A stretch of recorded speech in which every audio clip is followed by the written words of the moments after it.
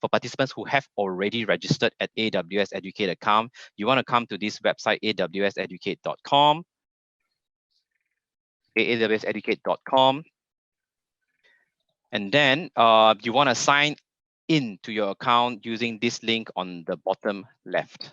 Don't use the one on top. If you do see a sign up here, that's for the actual commercial AWS account. Don't use that. We're going through the Educate portal, which is a sign in here. And then you got to type in the account details that you have set up already. When you set up the account, you will be asked to set up a password as well. So that's the password that you need to use. And then you will sign in. Now, when you are here, these are the basic training that we encourage you to do. Okay, so these are the badges that you can start. These are the badges that you can start to do. But the AWS DeepRacer badge is not found here. It's found in Advanced Learning. So if you click on Advanced Learning, then we have more badges. Now, these badges are specific to the product and service that we have. We have, say, a Deep Lens module. If you want to learn about Deep Lens, that's what you use. We have Honeycode. We have a lot of IoT. There are some gaming badges. And of course, today we're talking about DeepRacer badge. So that's where you want to go. You want to click on Start. And then it will start the deep learning badge for you. Now, this badge gives you a good overview of what the service is, and so that you understand a little bit more about reinforcement learning in preparation for the race later on. All right, so I encourage you to go through this badge as we are waiting for the technical difficulties to be resolved. Take the 10 to 15 minutes to complete this badge. Okay.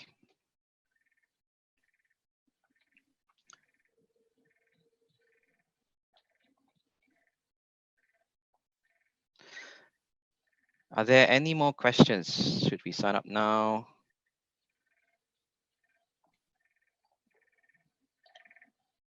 Okay, there's a question here. Can I sign up AWS account using my personal email? Now, this is an important question and a good one. Thank you for asking that. So there are two things over here. One would be the commercial AWS account.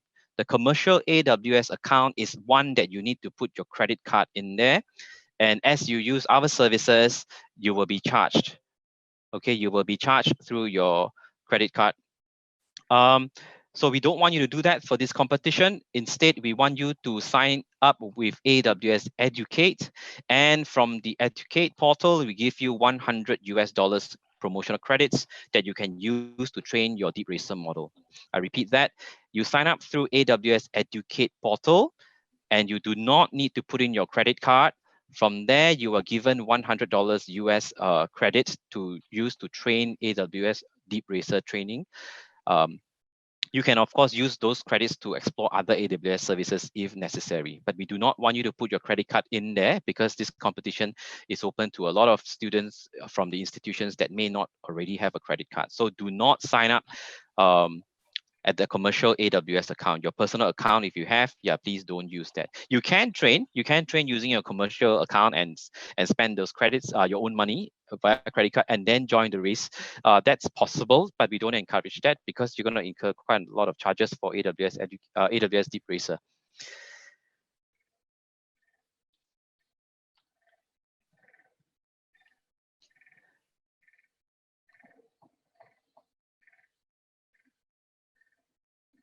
If any one of you has already got an AWS Educate account, please reach out to us, and then we can arrange for you to use another address to sign up for that. In fact, if you don't reach out to us, that's fine. You can use your other personal email account to sign up for the AWS Educate account. That will also get you to where you need to be.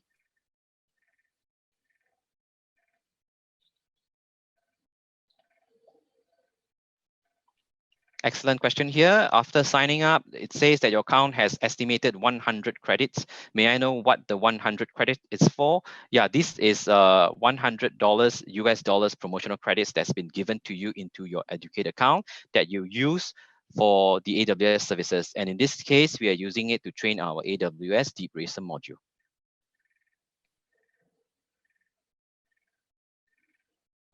Another question, should we register at the AWS console? No, you do not register at the console. Once you create an Educate account, then you will have access to console through the Educate portal. Don't go directly to AWS Management Console. You go to the console via the Educate portal. I see 101 participants. I think, Mr. Ju, you did it. Well done, well done. That's a great start to our program.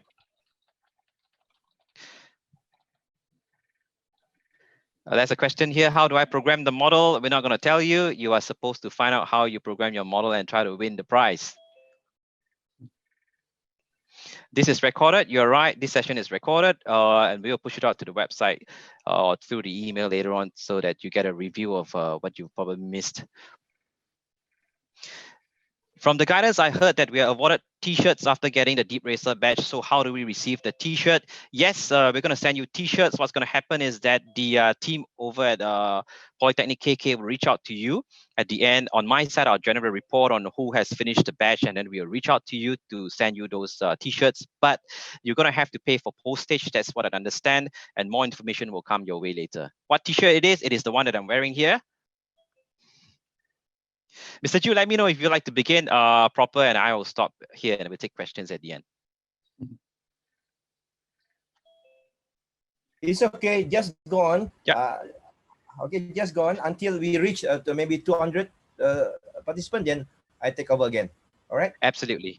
That's a question about the how about school or institution name for the open category? Perfect question. And this is one thing that we missed out. If you're from the open category and you're already working and you, of course, are not at a school at the moment, please type in the school that you last attended, be it your university, your college, your polytechnic, your secondary school. Type in one of those and set the graduation date to December 2022. For people in the open category who is not in a school right now, please type in the name of your school that you last attended, your last school, and the graduation date, December 2022.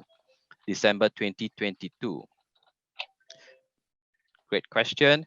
How do we change the name for our racing car? There's no way to change your racer name, as I've said just now, and in the guides, there's no way to change the racing name. Okay, there's no way to change your racer name. That's why you have to be very careful in setting the racer name as the one that we gave you in the email, so that we know who you are. Can I know where is the T-shirt shipping from? We said that just now. The polytechnics will reach out to you. Okay. You registered yesterday, your application was denied. Rachel, you gotta check whether you fill in everything properly. And if you are below 14 years old, that would be automatically denied because this competition is for people 14 years old and above.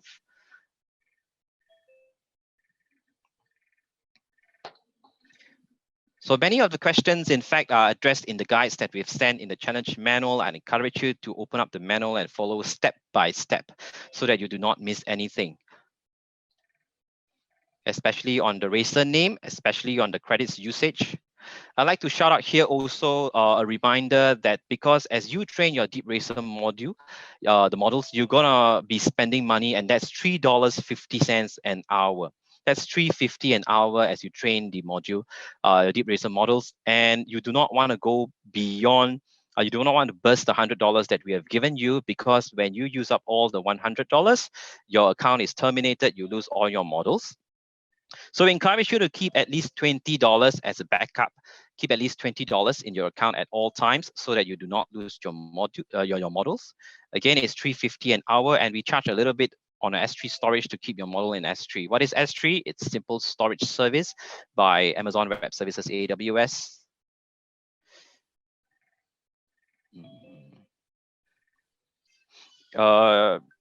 Rachel, you want to go try to sign up again? But this time, Rachel, if you can, okay, Rachel, give me a while. I'll tell you what, please try to sign up later this afternoon. What's going to happen is I'm going to try to go to the backend to change your settings a little bit, and then you try to sign up again.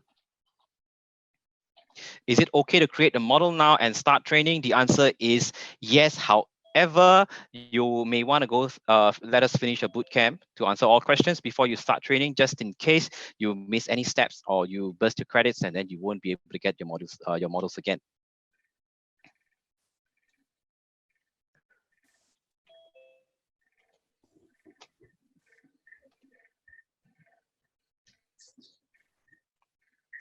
So I've got no questions there. Let me just do a quick introduction of myself as we wait. I'm Ricky. I'm based out in Singapore with AWS, and so we're very close to each other, right across the causeway. And the news just a few days ago says that Singapore and Sabah, there's probably going to be a travel opening up between Singapore and Sabah. So I'll probably be able to fly into Sabah to meet some of you, hopefully, very soon. Okay, Ricky, maybe perhaps I can I introduce myself first. All right. Absolutely. Okay. Perfect. Over to you, please. Thank you. All right. Thank you, Ricky. Good morning, all. Selamat pagi semua. All right. So my name is Zulkifli Awang Besar. I'm a lecturer in Polytechnic Kota Kinabalu, and I'm a chairman for this competition also. Okay, let me talk in BM. I think, is it okay for you all? Okay, kita cakap dalam bahasa Melayu sekejap. Alright. Okay, terima kasih semua kerana bersama-sama kami untuk meramaikan, okay, untuk memeriahkan lagi pertandingan ROBONEO DEEPRACER Challenge 2021. Alright. So, pertandingan ini dibawakan kepada anda semua oleh Kementerian Pengajian Tinggi dengan kerjasama Politeknik Kota Kinabalu bersama dengan College Community Papar, bersama dengan community iaitu Kinabalu Kodes, dengan juga Sabah Innovation Economic Center, alright, dan juga mestinya kita full support daripada AWS Education. Okay, so pertandingan ini adalah pertandingan dilakukan secara virtual, ya, secara virtual, tidak melibatkan apa-apa physical. So kita akan melakukan beberapa siri selepas ini, mungkin 1-2 siri workshop pada minggu hadapan sebelum pertandingan dimulakan. Jangan khawatir, jangan risau, kita akan support tuan-tuan dengan kita akan buka satu Telegram selepas ini, selepas bootcamp ini, ya. After this bootcamp, kita akan kumpulkan tuan-tuan di dalam satu Telegram untuk mudah berhubung dengan kita semua. So kalau tuan-tuan boleh tengok yang mana yang ada background ROBONEO DEEPRACER Challenge, tuan-tuan, itu adalah saya punya AJK. So kita ada Mr. Arthur saja. Mr. Arthur tak nampak lagi background. Mana-mana yang ada background ROBONEO DEEPRACER itu adalah AJK. Okay, ahli jawatan kuasa for the DEEPRACER. Okay, I think I pass to Casey, maybe 1-2 patah kata. Maybe Arthur, please. Adam is not here. Can you, Arthur? Oh, halo, selamat pagi everybody. Saya pun Arthur, actually adalah kawan-kawan saya juga, ada yang Nazmi sini, dan juga nanti si Edham dia masih cuba masuk dalam Zoom sekarang, tapi macam ada masalah password, mau kena masuk Jul. So mungkin boleh. But anyway, saya dari Persatuan Pengatur Cara dan Pembina ICT Sabah, atau lebih dikenali sebagai Kinabalu Coders. Kami sini tolong untuk technical. So sekiranya ada masalah nanti semasa pendaftaran and so on. So of course, Tuan Ricky pun juga akan tolong. And in case anything diperlukan, boleh masuk dalam chat juga. And kami juga akan cuba tolong juga kalau ada masalah-masalah technical bila nak bikin training, nak bikin sign up and so on. So kembali lagi kepada si Encik Zulkifli. Thank you. Thank you, Mr. Arthur. Alright, so I think Ricky, kita jangan buang masa. I think it's hello Ricky. Oh, Ricky, maybe. Yeah, I'm here. Okay, Ricky, I talk to you again. Okay, I pass to you. Always ready. Okay. Great. Thank you very much for the great introduction to our program here, ROBONEO 2021, in collaboration with AWS DeepRacer. We'll start the program proper, and if you still got questions, please type it in chat and we'll try to follow up later. And there's also a section of Q&A at the very end that we can also take those questions. And if we run beyond today's session, as mentioned earlier on, there's going to be a Telegram setup. And as always, there is an email that you can reach out to us for questions that we'll try to respond to you. Arthur, you're going to help me do these translations along the way? Yes, not a problem. I think absolutely. Ya, kalau anybody ada sebarang masalah, you can also letak dalam chat terus, and we'll try and respond also at the same time. Back to you, Perfect. Ricky. Yeah. Thank you. Now I'm going to start the share screen and talk to you a little bit about the programs that we have here. And I'm going to try to pause at points so that you can get a quick translation of what I'm trying to say. Cool. All right, once again, good morning, everybody. And for those of you who did not manage to join us before the 100 packs limit was resolved, I'm Ricky. I'm from AWS Singapore. I belong to the AWS Educate team. And what we do, it's basically just spreading the word of cloud to institutions and people around the world so that there's more cloud professionals in the future, because as you can tell, there are not enough cloud professionals out there. And we encourage you to explore this field because it's going to be a very important field, which I'll talk about a little in today's session. So first question, what is the cloud? This is often answered by saying, oh, I know the cloud, it's iCloud, it's Dropbox. So those answers are correct. The cloud, a lot of people think that the cloud is cloud storage. That's correct, but that's just one of the services that we have in the cloud. So cloud computing by definition means the on-demand delivery of IT resources and applications via the internet on a pay-as-you-go pricing. So what this means is that your computers that you have at home, or for the companies, it would be their servers. In the traditional model, they have to buy, let's say your computer at home, you have to buy a computer that has a large hard disk space because you don't know what you're going to keep next time. You don't know whether you're going to have enough storage in the future. So you buy a computer that has, say, 500 terabytes of hard disk drive, just in case you need to use it. I say that again, just in case you need to use it. But you never know whether you're going to use it. And so you spend a lot of money buying that computer.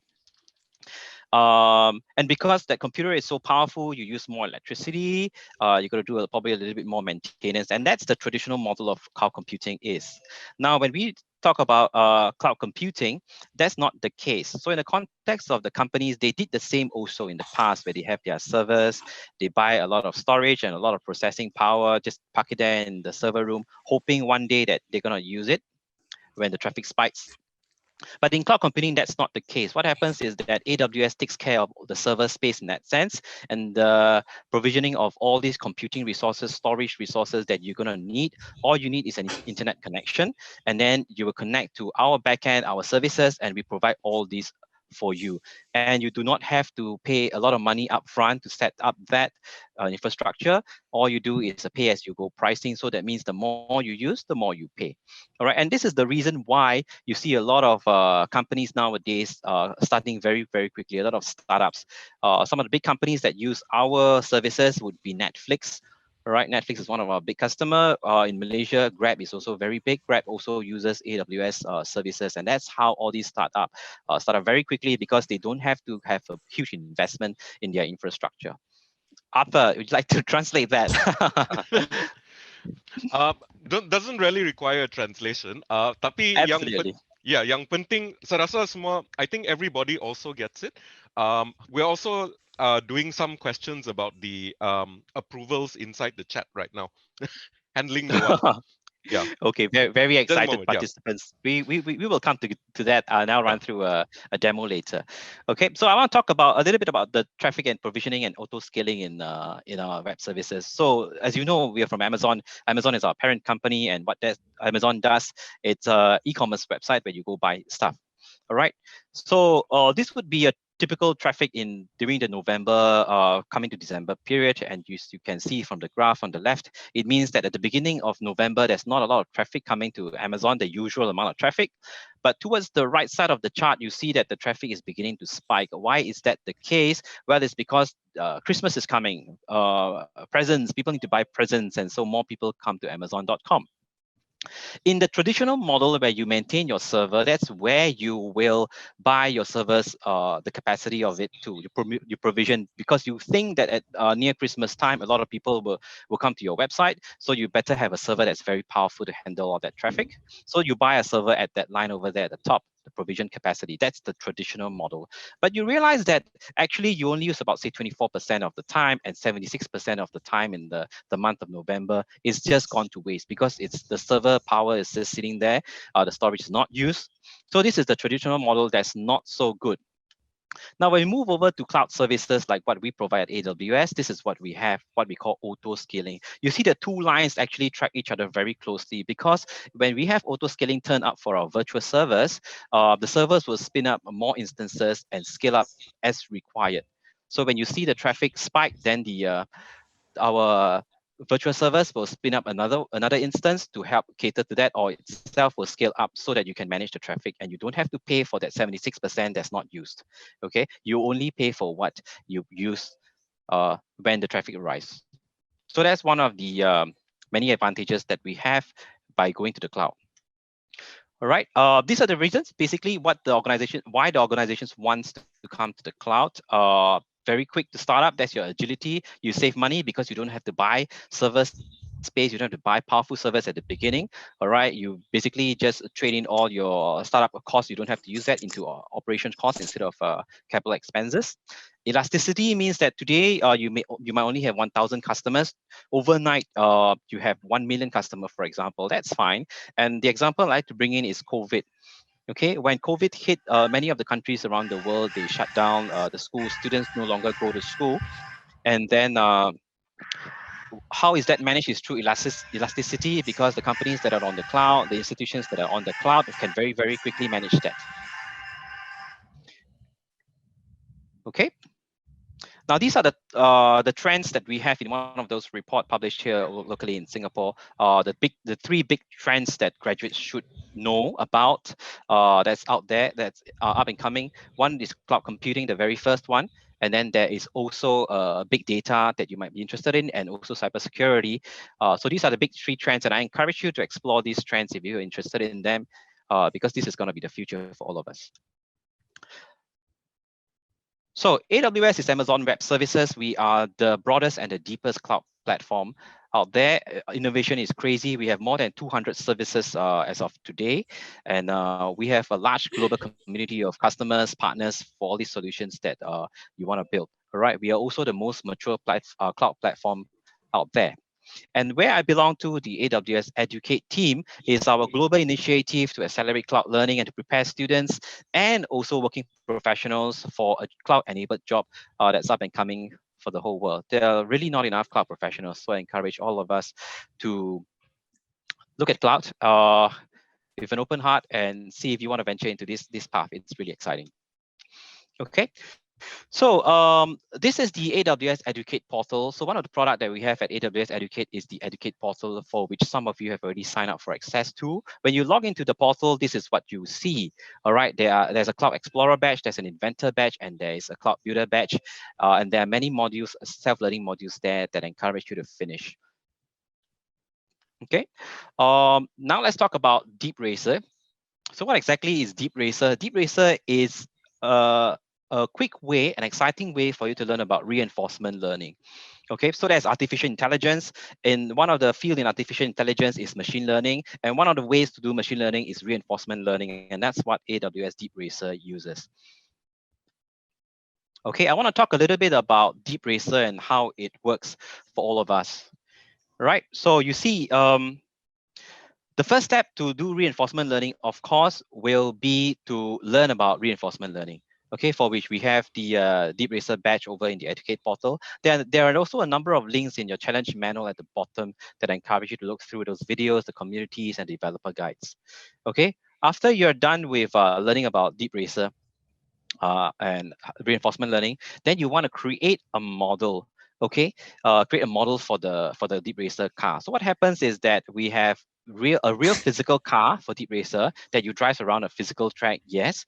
But in this case, we're not going to use a physical car. You're going to use the virtual simulator.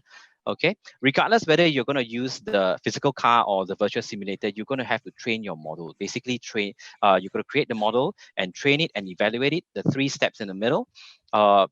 Basically just to get the model, which we then load into a car, whether it's a physical car or virtual car, and then that physical car or virtual car will drive around that physical circuit or that virtual circuit. All right, and then at the end, of course, once you've got a model that you're happy with, then you can join the DeepRacer league that we have set up for today's event. So and then you go back and you clone the model, and then you create another one. You make it better. You tweak the parameters and your code and all that to try to get the model to go faster, and then you can resubmit your models to the league later on. That's okay. All right. At this point, I'd like to talk about this. All right. Super important email that have gone out to you, all of the participants as of yesterday. And the arrow up there says racer name. All of you would be given a unique racer name. You need to use this racer name to set in DeepRacer as your racer name so that we know who you are. And once you set the racer name, you cannot change it. Okay, once you set the racer name, you cannot change the name anymore. So please type in properly as we have given to you. All right, I'd like to pause here for a moment to take any questions out there. If Arthur and team, if you can pull out any questions that I need to answer. And we're not talking about the specifics of the race yet, but rather AWS in general or Educate in general, if there is any question.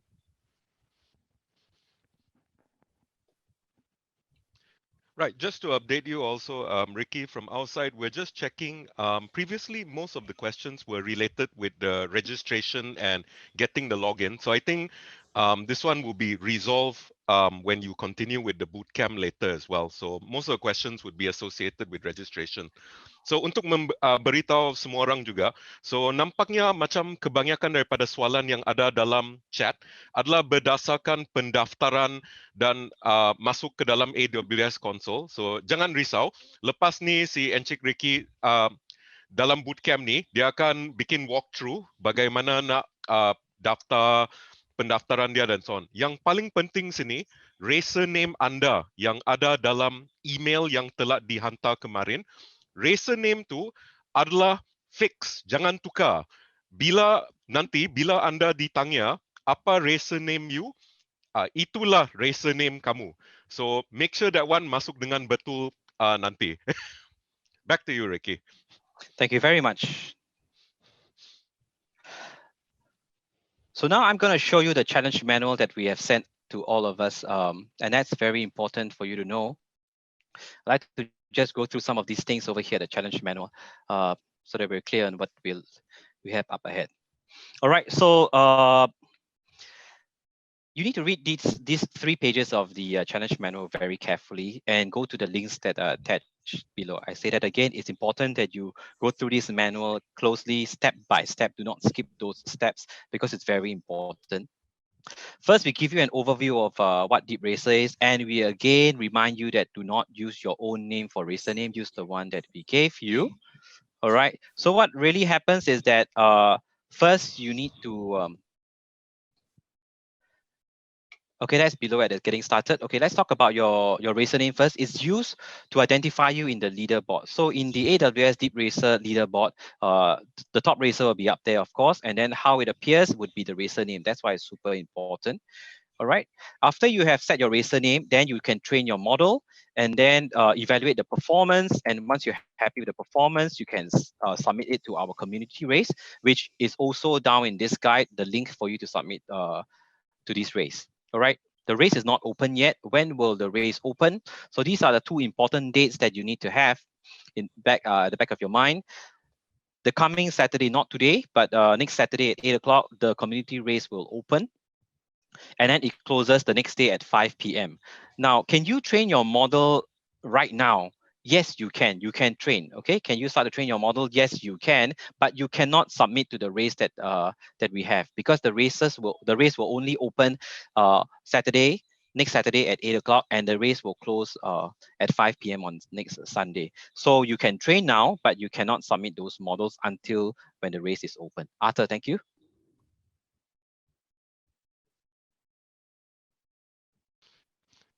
Hold on, tengah unmute tadi.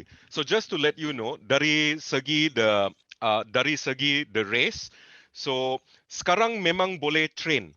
Tapi the race, the actual race hanya akan dibuka April 11 bila competition ini bermula. So memang tu model boleh train sekarang. Tapi tak boleh masuk tu race sampai April 11 sampai April 11. Tapi jangan risau. Again, I think semasa bootcamp ni kami boleh berikan, if I'm not mistaken, and just to confirm with you, Ricky, are we also going to give them a test, the test race? Because I actually have prepared a link for a test race. Oh, there's no need for a test race. In fact, just Okay. submit to the actual race because you can submit more than 1 times. Oh, okay. Yeah, it doesn't matter. You can submit like 500 times. If you have a better model, that's fine. Ngam juga lah. So actually this one is also sedikit maklumat lanjutan. Memang walaupun you may only have 1 model ke, 2 model, 3 model, actually kamu boleh submit seberapa banyak yang perlu. So kalau cukup kredit dan sebagainya, actually boleh submit 20, 30, 50 kali. So semasa tu race, actually the best time, the best performing model will be taken. So you can actually submit as many times as you want. Boleh submit seberapa banyak kali yang perlu. Back to you, Ricky. Yeah, Arthur, Yes. let me correct that. We don't take the best time. We take the latest time that you have submitted to the leaderboard. So if you happen to train and then your time is worse than the previous model, please use the previous model again. That's why we encourage you to clone the models and then you submit that. So you can have many models in your account. Okay, your model first model, and then you evaluate its performance. Let's say you clock in 25 seconds. Then you want to clone model A down to model B. Then you tweak your parameters again. Maybe model B will perform better or worse, but at least you still have your model A with you. Okay, so pembetulan. So that means if let's say kamu ada 3 model, tapi the last model yang kena masuk dia punya masa paling teruk, actually masa tu yang diambil. So every time you submit a model, lebih baik check berapa cepat dia boleh habiskan tu race. And kalau dia lebih teruk daripada the previous model, then lebih baik guna model yang sebelumnya. So that's why boleh clone to model lah. Semasa training, you can actually clone the model dan buat seberapa banyak salinan yang perlu untuk the race. So back to you, Ricky. Yes, thank you. Yes, you can clone as many models as you want. You keep them all inside your account, and then you can choose which model is the best, and you can submit for the race later on. It doesn't mean that the more you train, the more it gets better, because in reinforcement learning, it's just like in the real world. If you do something good and you keep doing it, you get better. But if you are doing something wrong and you keep doing it, then you're just going to do worse than that. So you got to be very careful. All right, now we're going to go dive deep to the actual content that we have for today, which is a demo of what you need to do. There are basically 5 big steps over here, and each one of them has got its corresponding guides given to you. So I encourage you to please do not do as I speak. Okay, I say again, please do not try to follow and do at the same time. It would be better for you to listen to what I have to share and then to work on it later on. All right, you have this guide, so you can use the guide to refer to it later. But for now, please pay attention because there might be highlights that I want to tell you right now that's not in the guide. So this challenge manual under getting started section gives you all the details of what you need to do to get started. So there are 5 big steps that you need to do, 1, 2, 3, 4, and 5. Okay, all on the same page. Looks very little, but not really, because each one of them, there's a separate guide to it that you need to open up to use. All right, so the first step that you need to do is to sign up for an AWS Educate account using these special links that we have given to you. So when you click on that, you'll notice that you are taken to this guide. Okay, this guide will give you in-depth information on what to do for setting up AWS Educate Starter account. And then you're going to have to follow these steps closely. All right. For participants who have missed out the announcement earlier on, for participants in the open category and you are no longer in a school right now, please enter the name of the last school that you attended. Okay, the name of the last school that you attended. And then for this group of people and participant, you want to type in December 2022 as the graduation date because you actually already have graduated from the school. All right, so that will take you to this page, which I'm going to give you a demo right now on how this works. All right, so how to get to this page is the second link over here. If you click on the second link, all right, it will take you to this page, which is the sign up page. You will notice that the sign up page, there is this special code that's already keyed in. Do not change the code at all. and then you type in all the required. And for your birth date, which I have highlighted earlier on, you must be at least 14 years old to join. You must be at least 14 years old to join the program, okay? So a quick shout out to Rachel just now. I have already changed some settings at the back end. Please try to register again using the same email later on. All right, be very careful about birth date and graduation year. You don't want to confuse the two. All right, and once you're done, you click on I'm not a robot. And then sometimes the captcha will come out. You type in, you click on those captcha tiles, and then you will come to the next stage. And I like to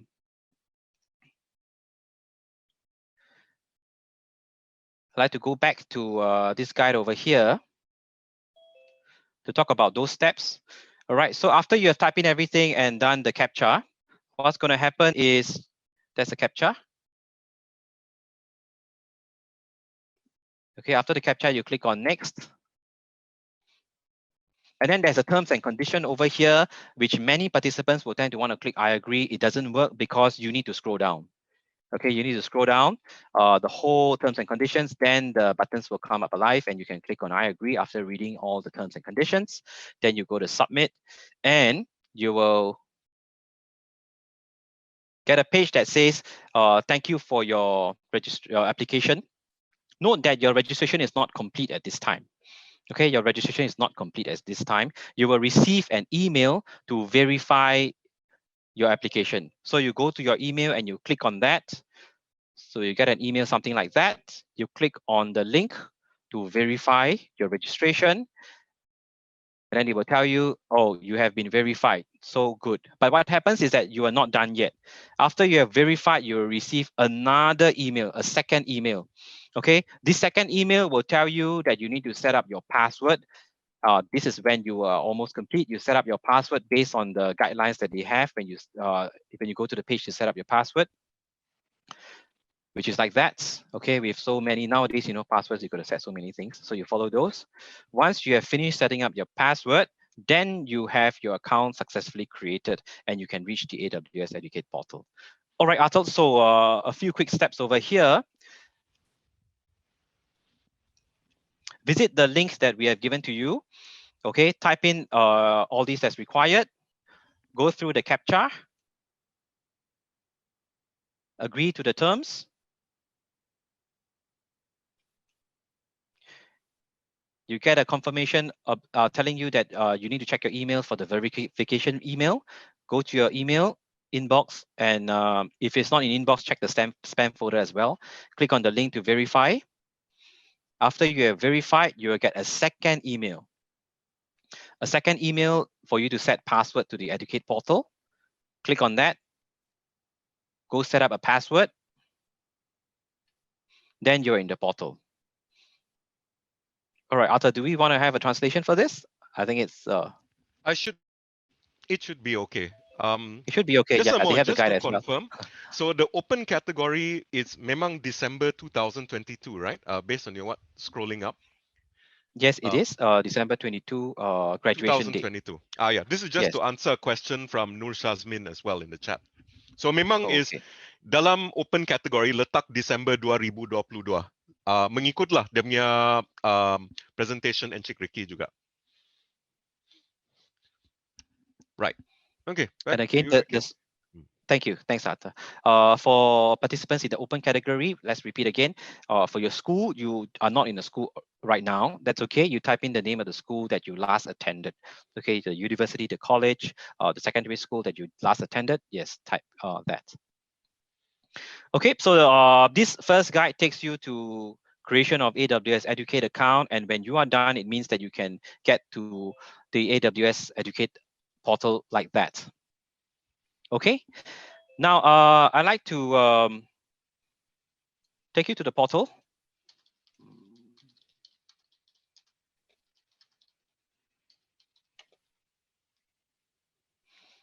To highlight to you where is the AWS DeepRacer badge.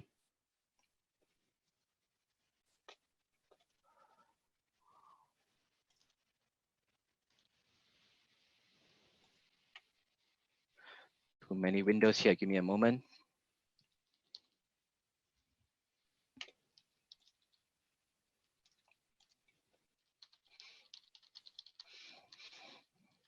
All right, so once you have signed up with the portal, you want to click on sign in to sign to the Educate portal. I've already signed in, that's why I'm here. And then you get these 3 basic badges that we encourage you to do. Okay, there are many modules in each of them, but the AWS DeepRacer badge is not found here. It's found under Advanced Learning. So you click on Advanced Learning, and then in Advanced Learning, there are all these many badges that you're interested in, particular topic and service that we have. You can learn about it. And in this case, it would be the DeepRacer badge. Okay, so you click on Start. I've already started, that's why it says Continue. Otherwise, it will look like Start. So click on Continue, and then it will load the badge, and you go through this about 10-15 minutes module, and that gives you a very quick overview of what you need to know about DeepRacer just to get started. Okay, so this is how you get to the DeepRacer badge. Now let's come back to the guide over here. So once you're done with getting the Educate portal set up, that's great. Now you need to know how to get to the management console. Okay, you need to know how to get to the management console. So the Educate portal is a learning portal. You learn stuff from there. The AWS management console is a console where you build stuff. Okay, it's a console where you build stuff. So how do you get to the management console? Again, you need to of course, you won't be logging in all the time, so many times like me, but once you're in, that's great. So this is the landing page of Educate portal. And when you are here, you click on AWS account at the top. Okay, you click on AWS account at the top, it will take you to this page over here. I've already created my starter account in that sense. For you, the first time you are there, it will say create account. The first time you're there, it says create account. Just click on it and you will federate an account for you. And after that, you will always get this AWS Educate account. Look here, you have estimated 100 credits. This is the $100 that I'm talking about, that I talked about earlier on, the promotional credits that's given to you by AWS Educate. Okay, and this is where this is one place where you need to check all the time how much you're left with.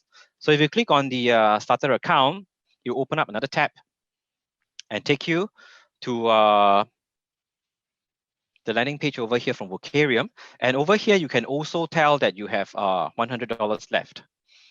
Okay, you have also $100 left. And then you want to click on AWS console over here, and then another window or another tab will open up, and this is the actual AWS management console. Okay, for those of us who have already been using AWS services, you'll be familiar with this console. For those of us who have not used it before, it's okay. We're gonna take you through a little bit about what you need to do. So this is the landing page of AWS Management Console, and I said we have more than 200 services. Those are our services, so many of them. All right, I'd like to draw some highlights over here. For those of us who are interested in spinning up a virtual server, that's what you use, the EC tools. Those of us interested to write a function in the cloud, that's your Lambda, your serverless computing module. All right, those of us who wants to store some stuff in the cloud, you're going to use the S3 service, simple storage service. And then those of us interested in blockchain, we have the managed blockchain service as well. Those of us interested in satellite, we have ground station. Those of us interested in quantum computing, there's a bracket service that just came online. And for today's focus, it would be for DeepRacer over here. Okay, DeepRacer falls under the category of machine learning. In machine learning, we've got a lot of stuff out there. We have SageMaker, we have Lex, we have Poly, we have Recognition, we have TextRed, Transcribe, Translate, a lot of stuff out there. Today, we're just going to go to DeepRacer. Okay, you can click on that. Alternatively, there are too many services. You can type here, and then it will search for you. So you need to go to DeepRacer in that sense. All right. So the management console covers all the services. All right, it's a console to manage all the services, but you need to go to DeepRacer specifically to reach DeepRacer. So 2 ways to get there. One, which is to go through the menu over here, scroll down under machine learning, you will find DeepRacer. The other way, a quicker method maybe would be to type in DeepRacer over here, then you can get to DeepRacer. All right, now that we are in DeepRacer, okay, now that you're in DeepRacer, the first thing that you need to do once you're in DeepRacer the first time is to click on the menu on the left. Then you go to Community Races. Okay, once again, these 3 lines over here, that's your menu. Click on that, and then you go to Community Races. You can close the menu thereafter. There's a nice video that plays. And then you want to click on Create Race. When you click on create race, this is super important. This pop-up will appear, and it will only appear because you logged in for the first time. This is where you type in the racer name that we have given you in the email that you received yesterday. This is where you type in the racer name that we have given you in the email yesterday, right? Do not modify the name at all so that we know who you are, so we can identify you. Say if you're in the race, we will definitely need to know who you are. So once you're done with that, in this case, I'm just going to set myself. Okay, don't follow me. This is just sample for today. You click on save, and then you're done. Okay, so you have set the racer name. There's no way you can change the racer name thereafter. All right. So Arthur, you'd like to do some translations up to this point? Just to clarify actually, tadi sebentar tadi ada nampak that di Amazon punya console ada tanya untuk racer name. So bahagian itulah actually lebih baik copy paste racer name anda daripada email yang anda terima masuk ke dalam racer name tersebut. Because di situlah kami tahu dari mana team mana, dari institution mana you come from. So actually bahagian itulah, bila anda ditanya untuk racer name, copy paste saja terus daripada email anda to racer name masuk dalam sana. So that being the most important part. Back to you, Ricky. Thank you, Arthur. I'm also looking at the chat to answer some of those questions up to this point. There's a question from Irfan about I do not have the promo code. Now, Irfan, you do not need the promo code because in the guide that we have given you, you sign up through this link. When you click on the link, the promo code is auto-filled for you. So you do not need a different special code that we give you. Okay. Can my friend register it today because he had a technical issue before this? Yes, absolutely. Your friend, if he has registered for this competition, he can register today, tomorrow. He can even register on April the 10th or the 11th in the morning. That's fine. Just note that the race period is from April 10, 8 a.m. to April 11, 5 p.m. Okay, let's proceed from here. And I'd like to take you to where we train.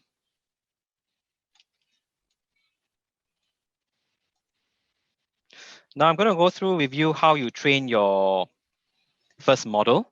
All right. Let me share screen for that. Okay, I'm continuing on where I left off just now. After setting the racer name, you will still be on this page. All right. So this page, because we click on create race just now, so now it's trying to tell me to create a race. Okay, create a race. That's not what you want to do. You do not want to create a race. We create a race for you to join. You don't create your race. What you need to do is go to your models. So where do you go to your models? Again, the menu over here. You can go to your models. And as you can see, I do not have any model at the moment because I have yet to train any model. It's a new account. So what you do is you click on create model.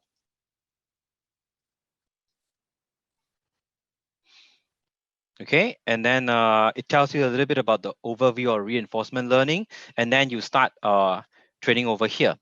Now, the model name, that's up to you, okay? That's up to you. Nobody sees the model name except yourselves, but give it a good name because you're gonna have many models in your account thereafter, because as you clone the models, you're gonna have a lot of models. So I probably wanna call this my model A, and then I probably want to put a date for today. So that's 4th of April, 2021. Yeah, I probably want to put a time as well. I maybe want to code my model like that. Okay, it's entirely up to you how you want to do it. Do note that you cannot use spaces and underscores in the name. All right, so you got to use dashes like what I did. All right, and then you can put in a simple description if you want. That's an optional. Okay, that's optional description for you. For those of us who train a lot of models, what we do is we will normally type in things related to the parameters and very quickly the strategies for this model. All right, over here. And then you need to scroll down and choose the track that you want to train with. Okay, in this case, we are going to use the reInvent 2018 track over here. So you scroll down and you choose the reInvent 2018 track. Now, I'd like to pause here and say in reinforcement learning, by right, you are training a model that can drive on any track. Okay, it's just like a driverless cars out there. You do not just want a car that's able to drive from your home to your school, for example. You want to have a car that can drive everywhere. But for the purpose of training and for the purpose of this competition, we're just going to focus on the reInvent 2018. All right. I'd like to give a call out to overtraining and overfitting. What that means is that some models train so well on a certain track that it performs so well on this one track, but when you put it to another track, it doesn't work so well. So that's what we call overfitting and overtraining in machine learning. So that's something for you to look into also. But for the context of this competition, it doesn't really matter because we train it on the reInvent 2018 and we also run it on the reInvent 2018. Just know that in the real world machine learning that people use, there is a danger of overtraining in that sense. So you select reInvent 2018 track, and then you scroll down some more, and you click on next. Once again, we are training our very first DeepRacer model over here. Then you choose the race type. There are 3 ways that you can choose the race type, but we only want to choose the time trial because for our competition for Roboneo, it is who is the fastest. So that's against the clock. You don't need to avoid obstacles. There's nobody to race with. Okay, just the time. So click on time trial.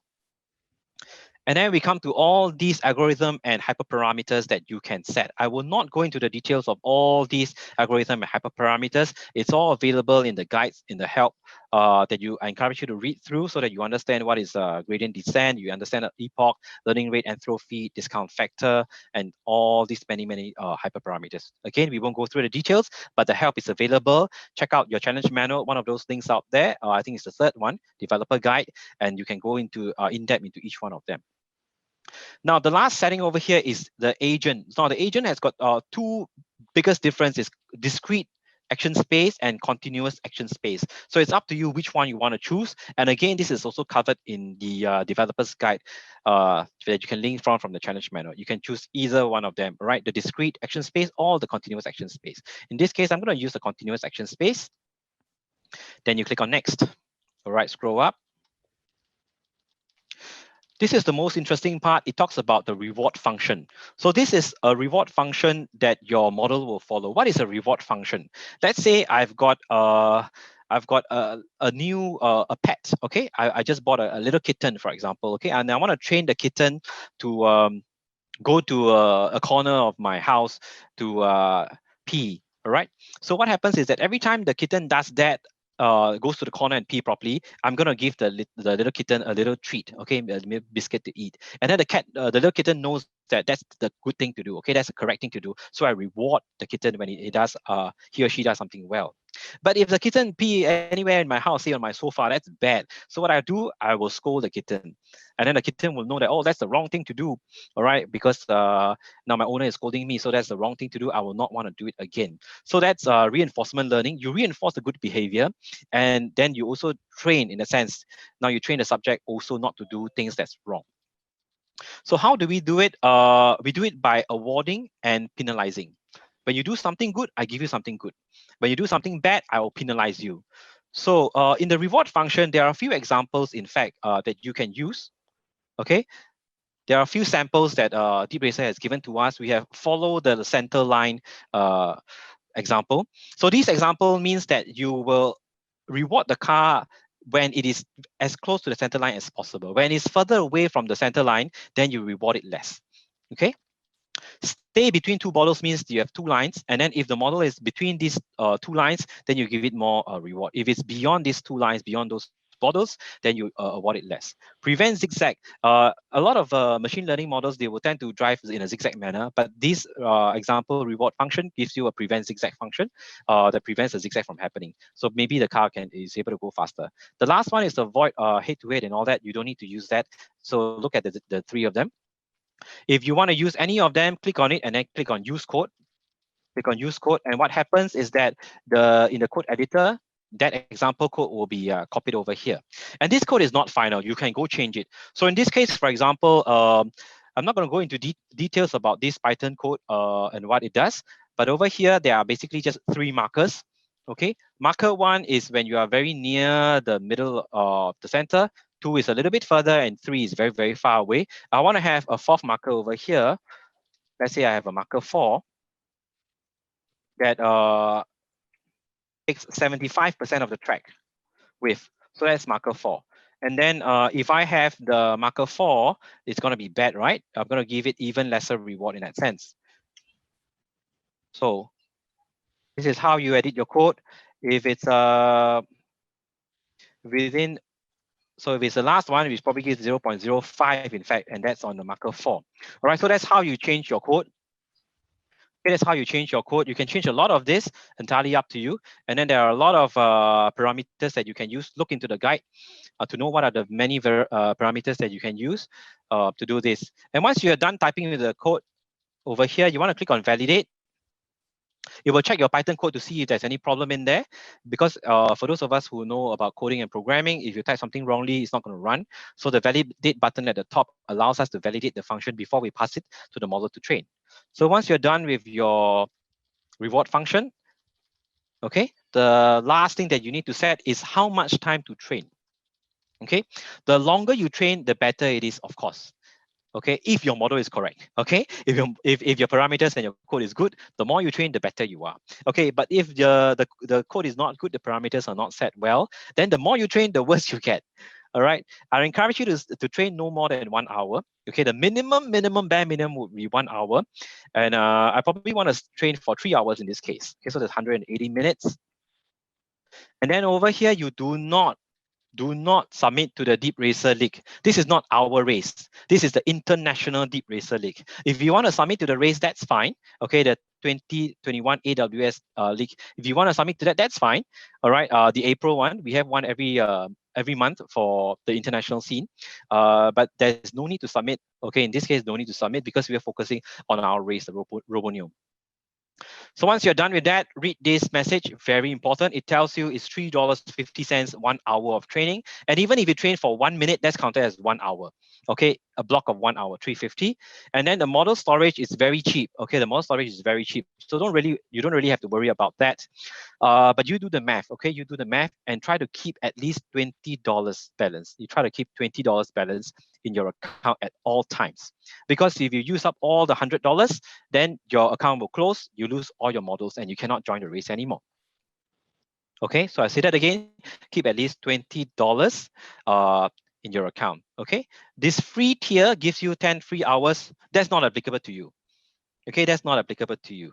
That's applicable to the commercial side where people sign up to AWS directly, not through the Educate portal, but directly to the AWS Management Console via the commercial and keying in their credit card details. This does not apply to you. Okay, this does not apply to you. You get the $100 promotional credits and you count and do your own math as to how to keep $20 at the back. So once that's done, you click on Create Model. And then you will see at the top that the training has been initialized. It'll take a while, like 6 minutes for you to train, and then it will train for 3 hours, right? Just now we said we want to train for 3 hours. So we're not going to wait for 3 hours. We're just not going to wait for 3 hours. I'm going to bring up some of my accounts that I've already trained, so that you get to see how it looks like. Okay, this is my other account.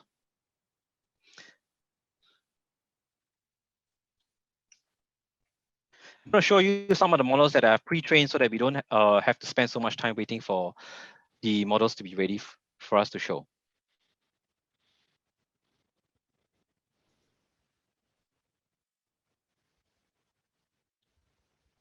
Okay, I'm going to go into my models. And as you can see, I have 2 models already trained over here. Okay, just now we reached the part of create model, and then it tells you initializing, and then it will slowly train. Once you have a model that is trained, it will look like that. Okay, training complete. You can now evaluate your model. So there are 2 parts to this. One is training the model, but having trained the model, you won't know how it performed. So that's why we need to evaluate. And this is what I'm going to do now. I'm going to start evaluation for my model that's called ROBONEO trained. I want to click on Start Evaluation. And when I click on Start Evaluation, it will ask me to choose the track that I want to evaluate this on. All right, it's like you created a car that drives itself. Now, where do you want to bring the car to test it? Okay, which track do you want to do so? And of course, we go back to our reInvent 2018 track over here. Please be careful that there is another reInvent 2018 track at the bottom. This is the reInvent 2018 wide track. You do not want to use this track. Okay, this track is wider than the official reInvent 2018 track. Do not use this. In fact, you use the reInvent 2018 track over there. So click on that. And then we're going to let it have 3 trials. We are doing a time trial as always. We're not doing object avoidance, or we're not going to do head-to-head racing, no. And then we do not want to submit to the April qualifiers, okay? And because we are not submitting to the qualifiers, we do not need to accept to the terms and conditions here. And then evaluation will take another $3.50 an hour. So please be very careful, okay? But normally evaluation wouldn't take so long. So you click on start evaluation, and then yep, that's where my model now starts to evaluate. Okay, it will take a while to evaluate, and then you're going to be able to see a video playing over here, and then it will tell you all the lap times that that you're going to see. All right, the video will be available during evaluation. The video will be available during evaluation. The evaluation has not started yet because it's still being initialized. That's why you don't see a video as yet. Okay, now it's going to take a while to finish evaluation. I'm not going to wait. I have another model that I've already evaluated this morning. So once your evaluation is done, it will say evaluation has completed successfully. So it gives me all the lap times over here. So you see this model that I have, it has gone to 3 complete trials, and each of the 3 trials I've managed to finish the track 100%. Okay, if you follow racing, like in F1, there's this thing called DNF, did not finish. It's possible that your model is so terrible that it's not able to finish the track at all. Then you will only be able to see the percentage that it finished, 50%, 70% of the track. Okay, if you see 100%, that means that it's able to complete the track. And the time that I clock in is 22 seconds, 23 seconds, okay, in the different trials. Note that it's the same car, it's the same model, but when you drive it and you evaluate it, it can give you very, very different timing. It's just like a real Formula One driver. Every time he drives a certain track, he can clock in different times. Doesn't mean that the same guy in the same car on the same track will give you the same time every time. No, it's the same here for the machines, okay? It knows how to drive, but every time it drives, it might perform slightly differently by taking different actions along the way, and therefore you get slightly different times. This also means that, let's say my time is 22 seconds, okay, and I'm very happy with the time. When I submit it to the race, it might not be 22 seconds, okay? It might be 23 seconds, it might be 24 seconds, okay? It depends on when we submit the model to the race, it's gonna drive over there and simulate the driving, and then it will clock a time and take that time. It doesn't take this time over here in your current evaluation. Okay, so this is done. I have my model evaluated already. And that's where you clone. Okay, that's where you clone. Let's say you're happy with this and you want to clone this model, you want to train again by tweaking some of the parameters. That's where you clone this model, and then the cycle repeats. You give a name, you give your description, you can change the name, of course, and then you give a description, and then you start to choose all these again and the number of times and all that. And then this is going to cost you another $3.50 to train. So please be very careful of usage of the credits. Okay, now while we are at the, we're still in our management console, I want to tell you how do you join the race. Okay, in our starter guide, over here at number 5, we gave you a guide, a specific guide on how to join the race. This is the steps required to join the race. Okay, and the step mentions about enter the race URL. Okay, enter the race URL. Now, what is the race URL? The race URL is from your challenge manual, the 4 categories. If you're in the Polytechnic, you use the first link. If you're in a community college, you use the second link. Secondary schools in Sabah, you use the 3rd link. And the open category, you use the 4th link. Okay, so in this case, I'm gonna, let's say I wanna go to, so I wanna copy this link. Let's just try the community college race link, okay? I'll copy that link. I'm in my management console over here, and then I will go and paste the link that I just copied. And then I visit this link. It will take me to the race. Okay, so this is the race, our ROBONEO official race. And then I'm gonna have to join the race over here, but I cannot, okay, because the race is not open yet. It says over here, it opens on April the 10th at 8 o'clock, right? So I cannot join the race, okay? But I have a demo race that I've prepared for you already.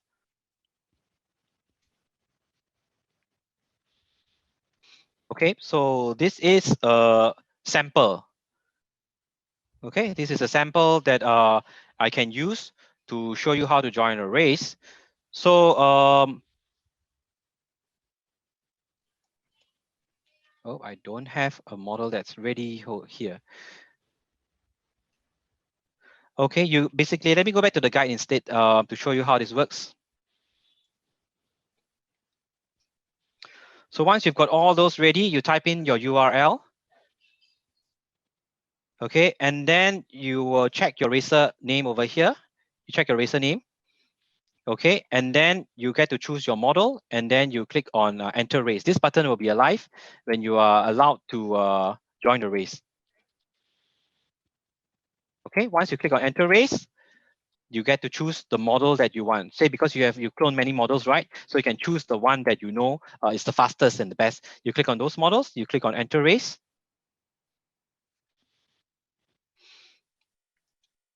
Okay, and then what's going to happen is that your model will be submitted to the race. They will evaluate it and give you a time.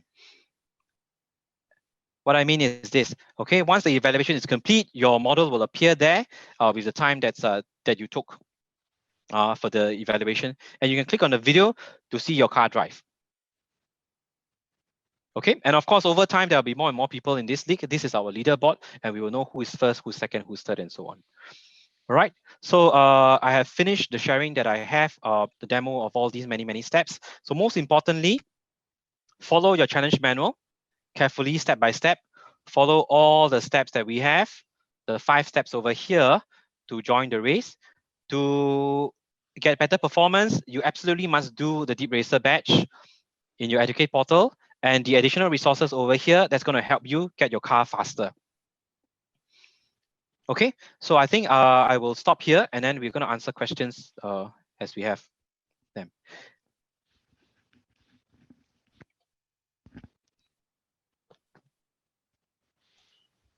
Any questions to highlight?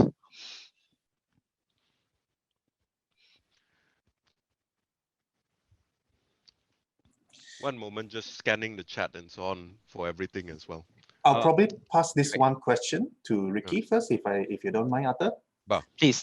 All right. So there's this one question from Muhammad Zaki. He asked that if we reach the $20 mark, do they need to top up the credit on their own? Okay, good question. If you reach the $20 mark, can you top up the credit on your own? The answer, the answer is not whether do you go and do it or not. The answer is you cannot do it. There is no way to top up credits because you are using the AWS Educate portal. To go to the console, there's no way to top up the credits. So use this only. And this will be fair for the participants in this competition because otherwise some of us can top up $5,000 and then train a lot. That's definitely going to perform better than people who only have $100. So no, you cannot do it. All right, thank you very much, Mr. Ricky. Thank you, great question there. Somebody is from Polytechnic. Can you set your graduation to December 2022 as well? Yep, actually all of us can set to December 2022. That doesn't really matter. What the graduation date does is that when you reach graduation date, your account, your access to the Educate portal will close. So that's just what it means, all right? The AWS Educate portal looks a little different from my site. You probably want to try to log out, purge your browser and try to log in again. My student AWS Educate application not approved. Okay, for participants whose application is not approved, it is most likely because you set your birth date wrongly. So what happens is that you, through your birth date, you're probably below 14 years old and then the system blocks you and that's the problem. All right, so if you just want to be safe, you want to discount, add a few more years to your age, that's fine. That's fine. And if you still have problem logging in because of all these issues, can you please reach out to us either on Telegram later on or via the email group that the email address that's been given to you on the website already. Okay. Just to confirm, this one is also a question raised by Shazrul Azwan. Can we edit the reward function after the model creation? Just to clarify, I believe after you've created the model, you correct me if I'm wrong, Ricky, you cannot edit the reward function, but you can clone the original model and then edit the reward function in the clone. Absolutely, that's correct. So when you click on start training, everything is set and it will train for that number of hours. So you cannot go and change that model then you cannot, but you can what you can do is you can clone the model. But to save cost, which I'm going to share right now, you can stop training.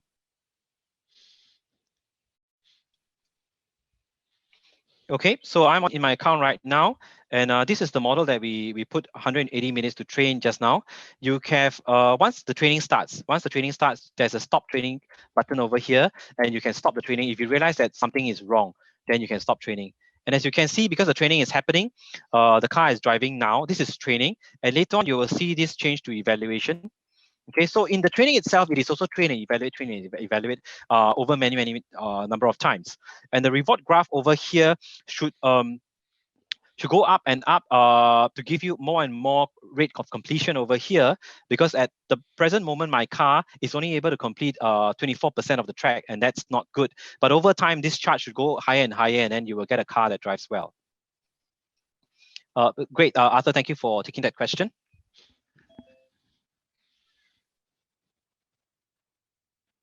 So we reckon that there will be some issues with the registration. So please follow the guide carefully, follow the challenge manual carefully, step by step.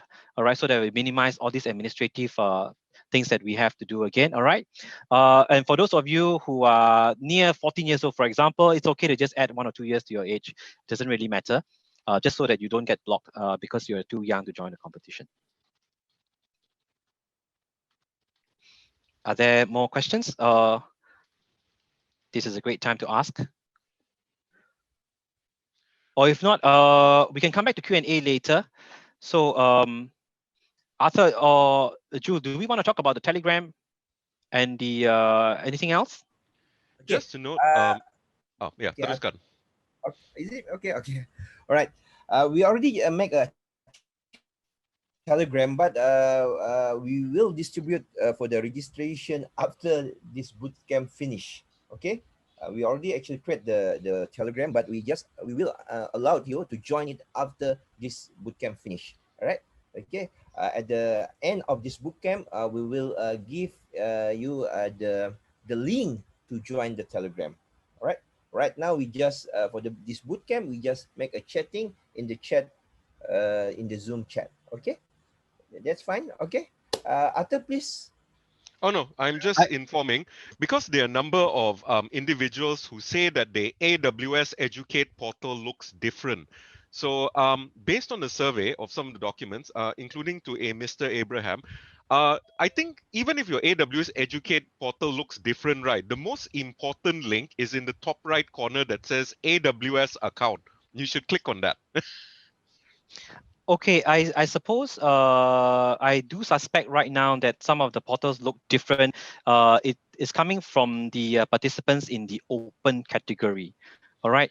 So what our portal does is for participants in the 14 to 17 years old category, you are looking at the minor. Okay, what we call for the minor, which is a younger crowd. So it looks a little bit more cartoonish and more fun looking. But for those of us who are older, okay, you're probably looking at this interface, which I'm going to show right now.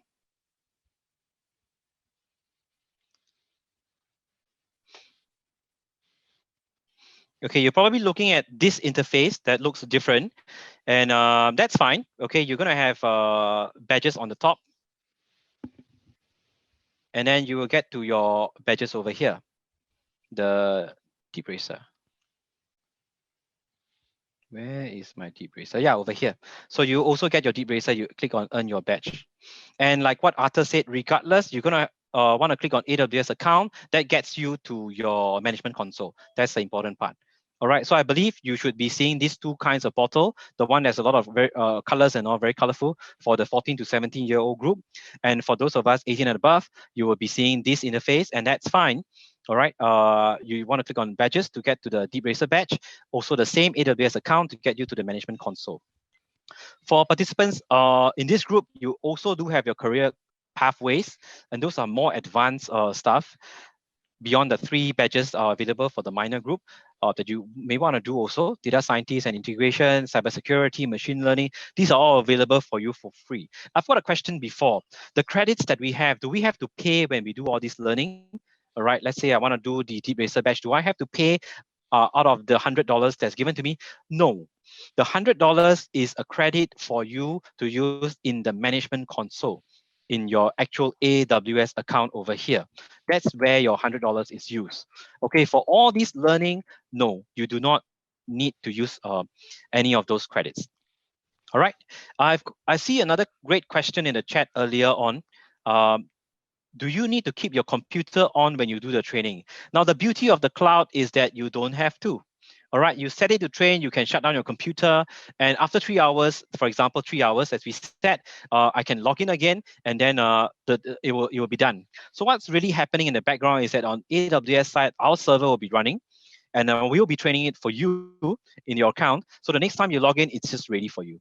So that's the beauty of it, of cloud computing, that you don't have to keep your computer on like a traditional server that you have to. Okay, likewise, you can train a few models together at the same time. Okay, you can set up, say, 3 models, one with a certain Python code, the second one with a slightly changed Python code, the third one maybe with a different hyperparameters, and you can train all of them at the same time. Okay, in your account, all you need to do is to create models, just keep creating models, and then you just set them to train, and then you can come back to it later on.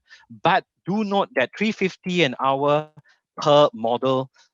So if you have 3 models running concurrently, that's $10.50 an hour that you're burning. So please do be careful with that as well. Okay, and then the credits update over here may not be live. Okay, it's not like immediately that's used. So it might take a while for this to drop.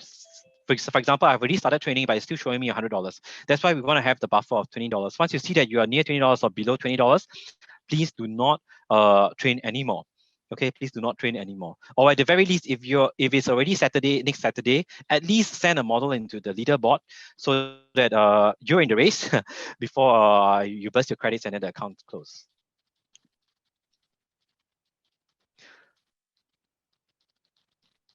Questions?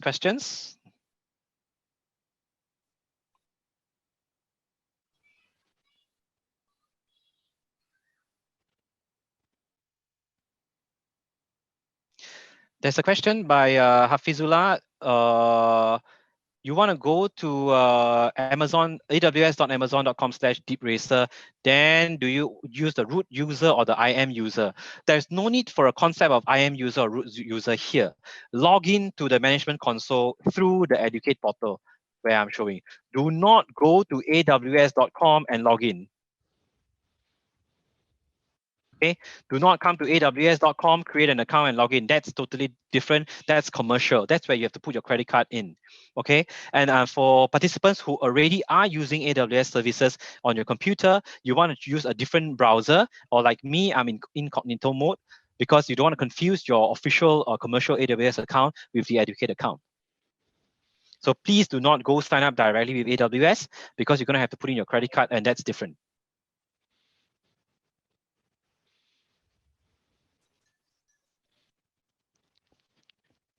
Actually, that's a good question. What is a good time on the track? Okay, that's a lovely question. Now I can give you some times because in AWS we have carried out a number of races, and the last one that we have, we're talking about the champions. The champions of the race go below 10 seconds. So we're looking at about say 9-second stuff like that. That it's what our champions used to clock in. All right, but I mean, don't be obsessed with getting there at the very beginning. You probably won't. And the demos that I had just now, like 22 minutes and all that, right? They were trained based on nothing that I've changed. The demo of that I showed just now of 22 seconds, I did not change a single thing. Those are all default. All right, and then I clock in 22 seconds. So it's not too bad. The default's not too bad. But you definitely need to do a bit of work to get to sub 10 seconds. That's below 10 seconds, and that's the fun of it.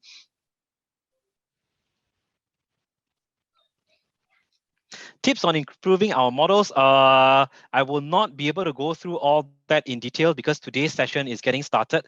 And for the detailed instructions and tips and tricks, they're all available here. That's the first video, the Twitch video. It's a great one that describes to you the parameters that we have done by our one of the other two other AWS staff that has done this video. This developer guide is in-depth guide to the whole of DeepRacer. That's almost everything that you need to know about DeepRacer is here. The third link over here requires an Amazon account. Okay, so there is AWS, there is Amazon, and there is Educate. 3 different things. All right. Today we're talking about AWS Educate account, and that's largely what you need to use. Okay. The other account is this is the Amazon account, the one that you go shopping on Amazon.com. You're going to need one of those accounts if you want to visit the third link. This is an e-learning, a 6-hour e-learning, if I'm not wrong, if it's 6 hours, I believe it's 6 hours, that you go step by step and learn about DeepRacer. Okay, these are additional resources. You do not need to do them if you do not want to. It gives you more information. It helps you get better time. Okay, what's required is this in the Educate portal, at least an overview of what it is. Please complete the badge. Okay. So 9 seconds. Let's see if we get anybody in 9 seconds next week.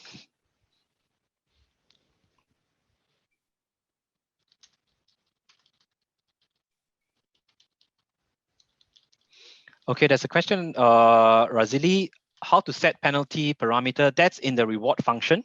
That's in your reward function where you reward the car for good performance and you penalize it otherwise. Okay, that's in the reward function. You do not need to give a negative value if you do not want to.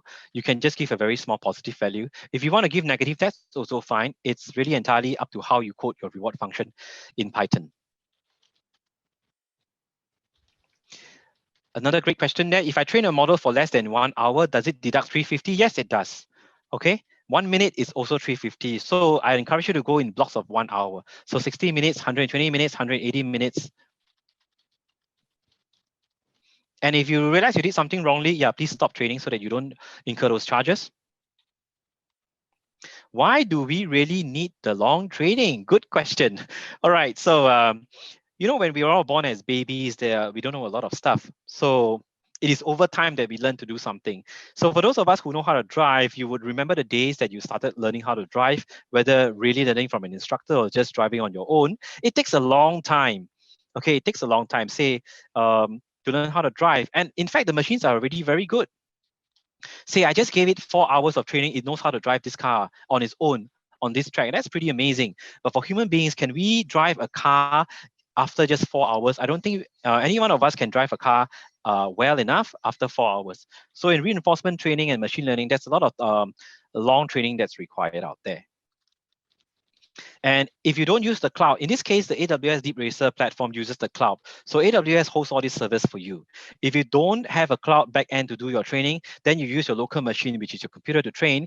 Most of the time, you're going to need a computer that's quite powerful so that your training doesn't need to take so long. Okay, the more powerful the machine is, the quicker it's able to train those many iterations.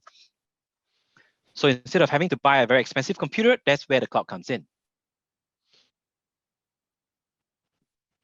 And again, the longer you train, the better it is at what you set it to be.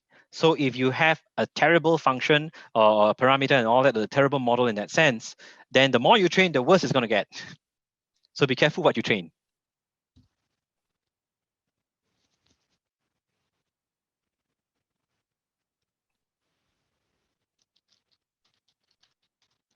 If we cancel the training model midway, less than an hour, you will still charge 1 hour.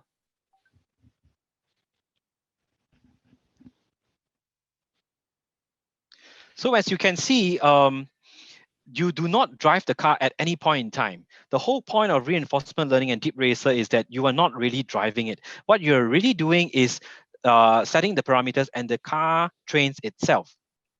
The car trains itself. And the application for DeepRacer and such autonomous driving is a lot. Okay, we talk about driverless cars nowadays and drones as driverless. This is how it's going to be. All right, this is how it's going to be in the future. We're just at the beginning of this, I believe. Next time, all our cars will drive itself. And we can all sleep in the car as it drives. That's great. If you set the training to 3 hours and you stop it after 1 hour, you are charged only for that 1 hour. You are charged only what you have used. Okay, you're charged only what you have used. If you set it for 20 hours, in fact, and you stop after 1 hour, that's fine. You are charged only 1 hour.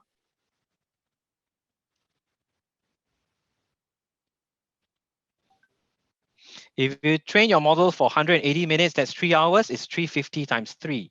So that's $10.50. Absolutely, Zaki. If you after 3 hours, you realize that you didn't train anything well, that's painful, but that's okay. This is a simulator and that's fine. And that's the whole purpose of AI and training. All right, we can fail in the simulations, that's fine. But in the real world, we're going to really have to have thousands and thousands of hours of training before it really drives. So in the case of the Tesla, yes, is Ati, lagi teruk, Atta. yeah, to Mr. Zaki is lagi teruk lagi, right? Sekiranya this is a real car. Kalau ni real car sudah crash, tapi ini simulator saja.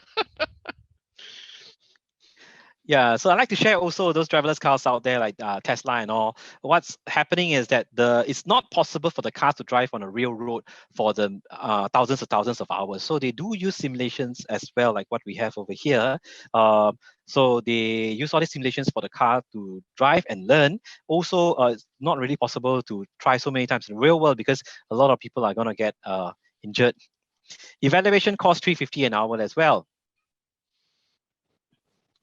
So you don't really have to go and count down to the dollars and cents so much. Just enjoy the ride and train. Keep your training to about say 4 hours, maximum of 5 or 6 hours, and then just watch for the credit as you use them. Okay, watch for the credits as you use them. You don't have to really go and count and how much I have to train. All of us start with $100. Just go train 2-3 hours at the beginning, or even for the very first time, just 1 hour, just to have a taste of how this goes.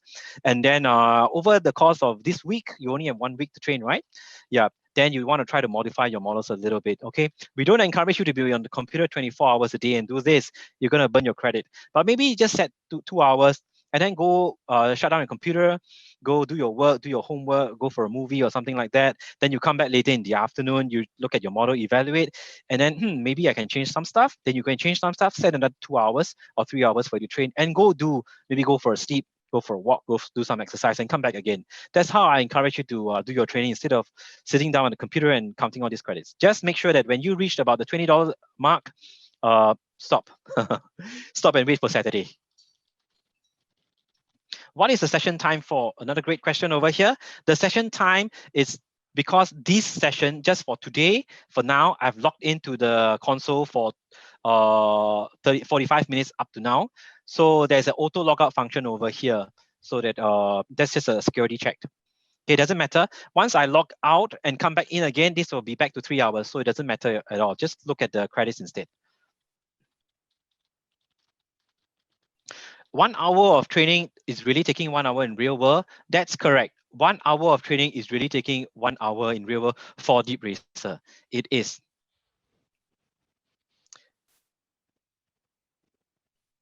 But you don't have to stare at the screen. Go to your stuff. What is the reward function for the training model? The reward function is basically just telling the model, giving the model a reward, that means more points or less. Okay, maybe I can explain a little bit about the reward function over here so as to help you get along.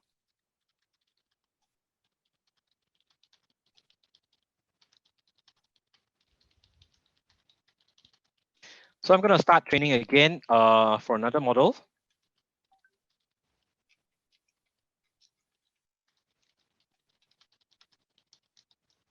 So these are the many parameters that you can change. Again, the details are in the guide. We're not going to go through them. And then the reward function. So let's explain these reward function. These example reward function is a follow the center line agent.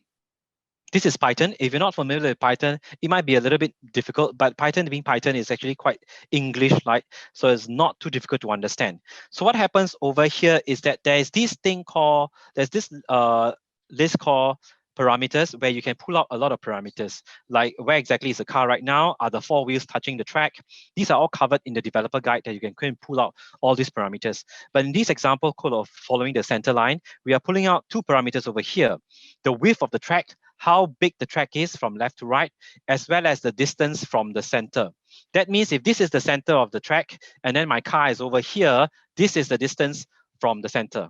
If my car is over here, then it's a lot more space over here, is farther from the center. This is the distance from the center. This is not good. This is good. This is even better. If you're on the center line, that's even better. So what this does is that we then set up 3 markers. The first marker is when you are 0.1, which is 10% from the track of the width. So let's say about 10%. Okay, that's 10%. If you are 25%, that's marker 2. So maybe about that amount. Marker 3 goes up to 50%. So maybe around that amount. If you are so far away from the track, that's not so good. So noting these 3 markers, 1, 2, and 3. 1 is nearest to the center. 3 is the furthest from the center. And then this series of code over here is where we reward the car.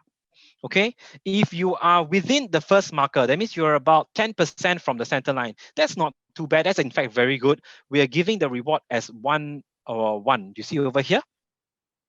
So you give the car 1 point, for example, because it is doing well.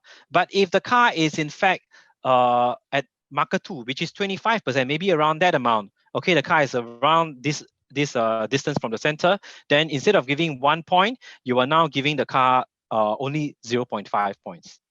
And the last marker, which is 50% away from the track width, we are only giving it 0.1 point of reward. That's not too good. And if you are anything beyond that 50%, so you're probably here or maybe off far away, then that's really bad, and we are giving it a super low reward over here.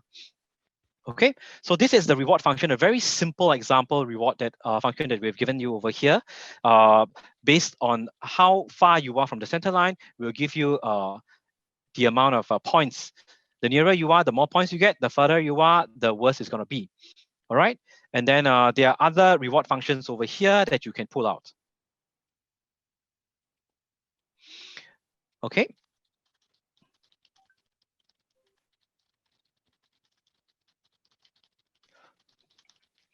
So there's a question about the reward is not the speed of the car. The reward is like when I was training the little kitten, right? I give the kitten a biscuit. So the reward is the biscuit.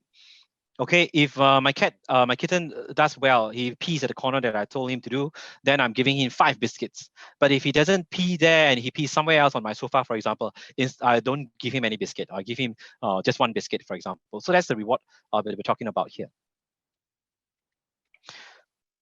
So this is the developer guide, and there are all these parameters that you can use. All right, you have a lot of them. In fact, you got waypoints. You can check whether all the wheels on the track, because if you are at the edge of the track, 1 or 2 or maybe 3 of your wheels are out of the track. And DeepRacer, when you have all 4 wheels off the track, it means you're off the track. It takes you back to where you were, and then you start again. But there's a 3-second penalty to that. Okay, so this is the whole list of parameters that you can use to help you train your model. All right, those of you interested in the speed, yes, there is also a function to tell you the speed. You can also set the speed if you want to, if you dive deeper into the code, which we will not go in depth to how to write the code for the reward function there. We leave it to you to do your own self-learning for that. Okay, the explanation on all wheels on the track and all the other parameters are all here. Okay, how to get to this guide? It's over here, developer guide. It's the second link in your challenge manual. A lot of stuff there, very interesting stuff. Okay, like in this case, when the front right wheel of the car is outside of the track, this will give you a force of that particular wheel, but the other 3 wheels are still in. Okay, and the examples of how you can use them. So this is an important guide, but please remember, all of us must do our batch first. First preliminary, do the batch, then you go do your additional training. Yes, so you're getting a car, a model that's blank from the beginning, okay, like a newborn puppy or a newborn kitten that doesn't know anything yet, and then you're gonna give little instructions to it. It goes and do its stuff, and then you will reward it if it does well. If it doesn't do so well, then you don't reward it. That's the whole point of reinforcement learning.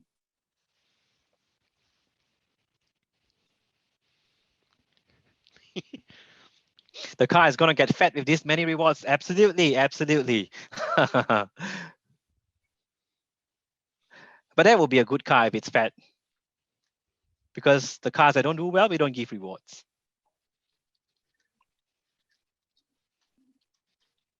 I love these questions that's coming, like Tamagotchi. Yeah, for those of you who are young enough not to know what a Tamagotchi is, it's a digital pet that you go on a little device, and then you gotta feed it, you gotta play with it. Is it like a Tamagotchi? Maybe not so, because in this case, we're really training the car to do one thing, which is just drive around the track, and that's it. You don't have to play with your car.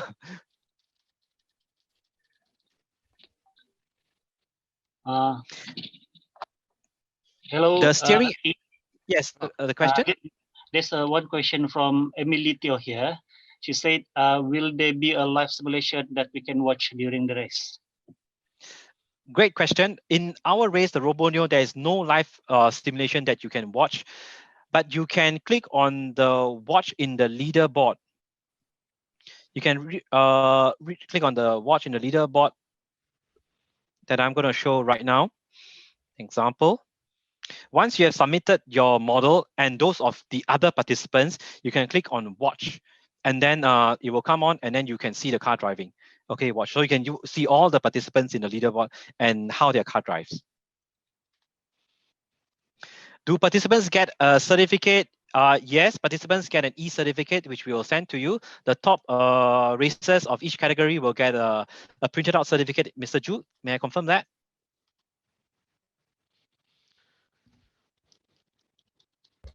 Okay. All the participants that they joined this boot camp. That's why I made a registration to evaluate. Then also to send the model. Okay, we will give an e-certificate. So you have to finish your model also. I think it's not too difficult to finish your model. You just use the default parameter. Also, you can send the model. So you need to finish it.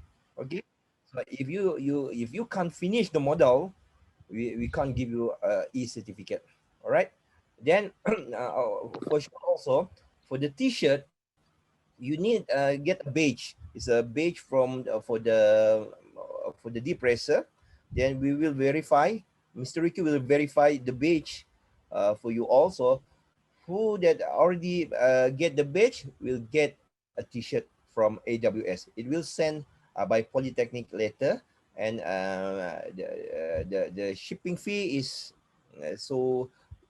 is paid by you. Okay, we will discuss later about the shipping fees. All right. All right, Ricky. Back to you. Thank you. Oh yes, you get a free T-shirt if you finish the badge. Yeah, so please finish those badges. You got to pay for postage, I believe. But still, you get this nice shirt that I'm wearing. So there you see my model that we set to train earlier on. It's been training for 37 minutes by now, and then you see the reward chart. It's been going up, and that's great. I want to draw attention to this this iteration versus this iteration. It finished 100% over here, but the next iteration, now iteration means tries. Okay, you've got 5 iterations, means you're trying 5 times.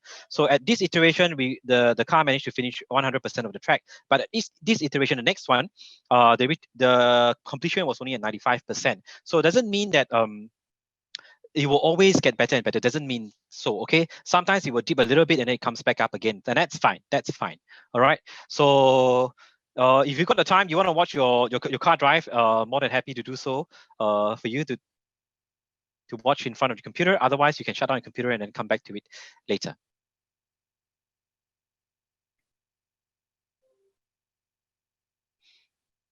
How many people do we have here? Yeah. 194. 194. Wow, wonderful, wonderful. Right. Okay, we still have perhaps maybe 20 minutes. If any questions, we open to all. If you get any questions. Yes, but don't go yet, because at the end of this presentation, there's still some things that we want to share with you lah dari Polytechnic side juga. So jangan pergi dulu walaupun tiada soalan. Memang akan ada lagi benda lagi that we will share with everybody during this Zoom session lepas ni. Ya, jangan terus keluar ya. Please wait Yeah. Wait after.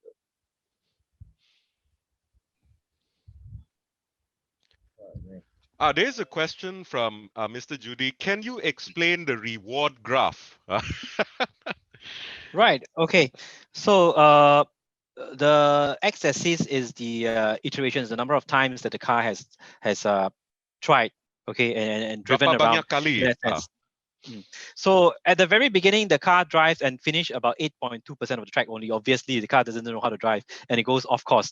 So it's not able to complete the track. And then it has only gotten a little bit of a reward in that sense, only 8.2 rewards in this case. So remember the reward function that we gave the car, +1, +0.5, +0.1, that's your reward on the left side. Okay, the higher reward, the better, of course. And then on the right side is how much it has finished the whole track in that sense. So at the very beginning, the car is not able to finish the track at all. And it got very low reward points as well. Okay, so at the later stage, as we get more and more training, more and more tries, and then it gets better and better, and you have a higher track completion rate. And with a higher track completion rate, of course, the car would have gotten more rewards. Okay, by the Python function, we're giving it more rewards in that sense. So that's how it is. And at this point, we have this model as the best model already. Okay, at this model over here, okay, we're getting about, where's my reward? The reward is here. Okay, we're getting 65.4 amount of reward points. That's that that model managed to get. Okay, and then the completion rate for this model, okay, is over here. Model managed to complete 100, and then with the amount of reward that's given to it as 65.4 points in that sense, based on the Python function earlier on that we have. And then the last line over here is the completion rate, but the completion, where is that? Average completion, yeah, it's only 31%. So this model, this is one model. Doesn't mean it has only driven one time. Okay, so in this one model, it has driven many times, but it's able to complete in that sense. But the that best model in this one iteration is able to complete 100%. But on average, in all these many iterations, in this one iteration is on an average of 31.5 points, and on average we gave it 65 reward points. Okay, so at the end, when this is really good, right, you will see that these three lines will converge at the very top. Okay, at the end, after many hours of training, you will see that it will converge at the very top. Let me see if I can log into my other account and show you the other chart that I have.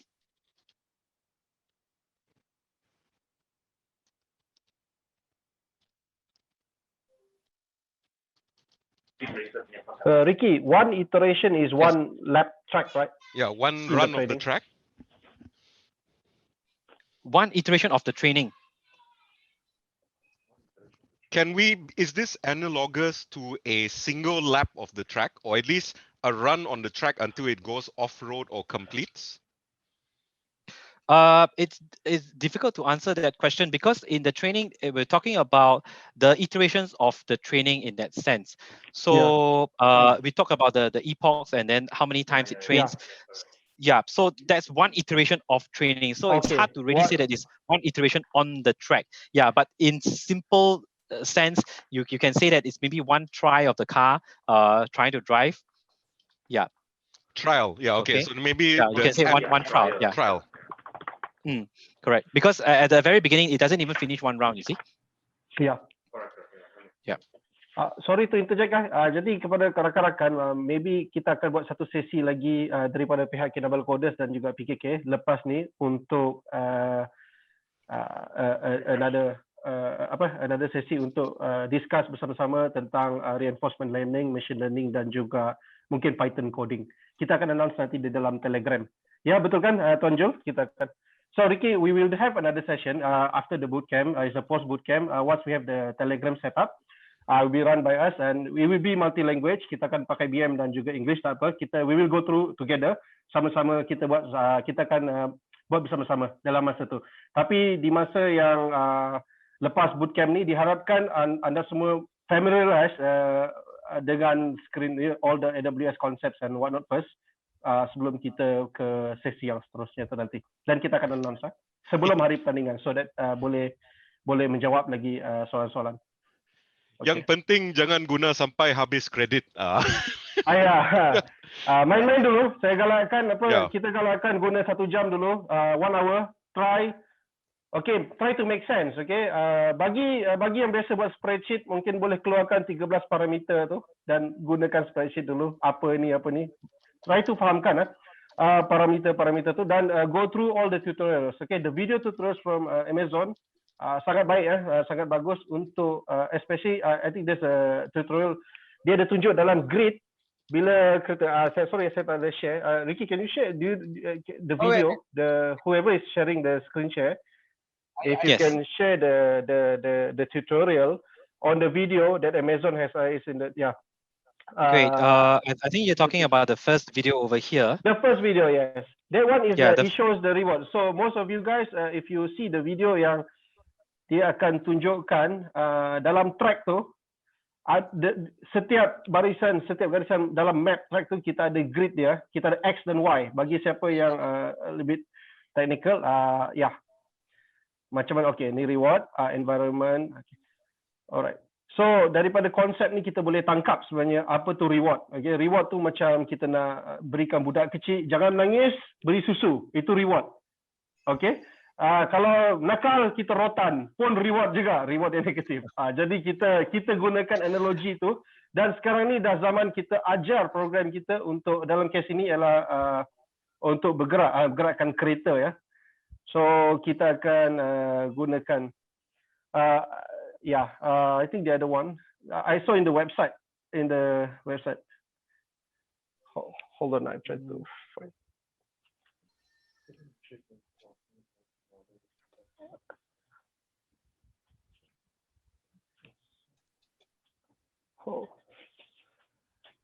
I think it's a reinforcement learning, the most basic one, Ricky. The most basic one I saw. Ed, I give you a horse. Maybe you can. I give you a horse. Dan dia boleh share screen. Okay.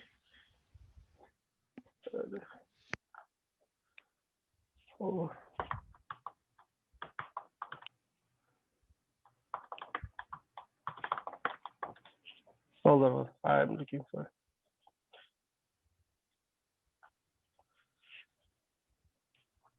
Oops, sorry.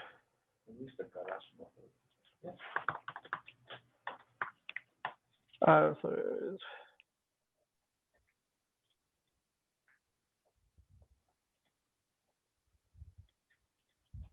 Meanwhile, there's a question that come out is, can we use the garage mode?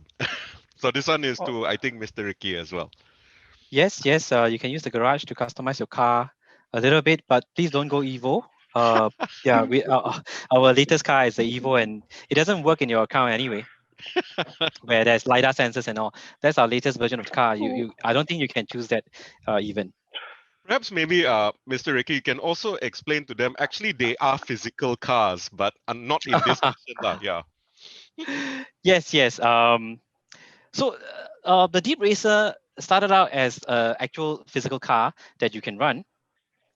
But there is also this simulated environment that you can run the cars.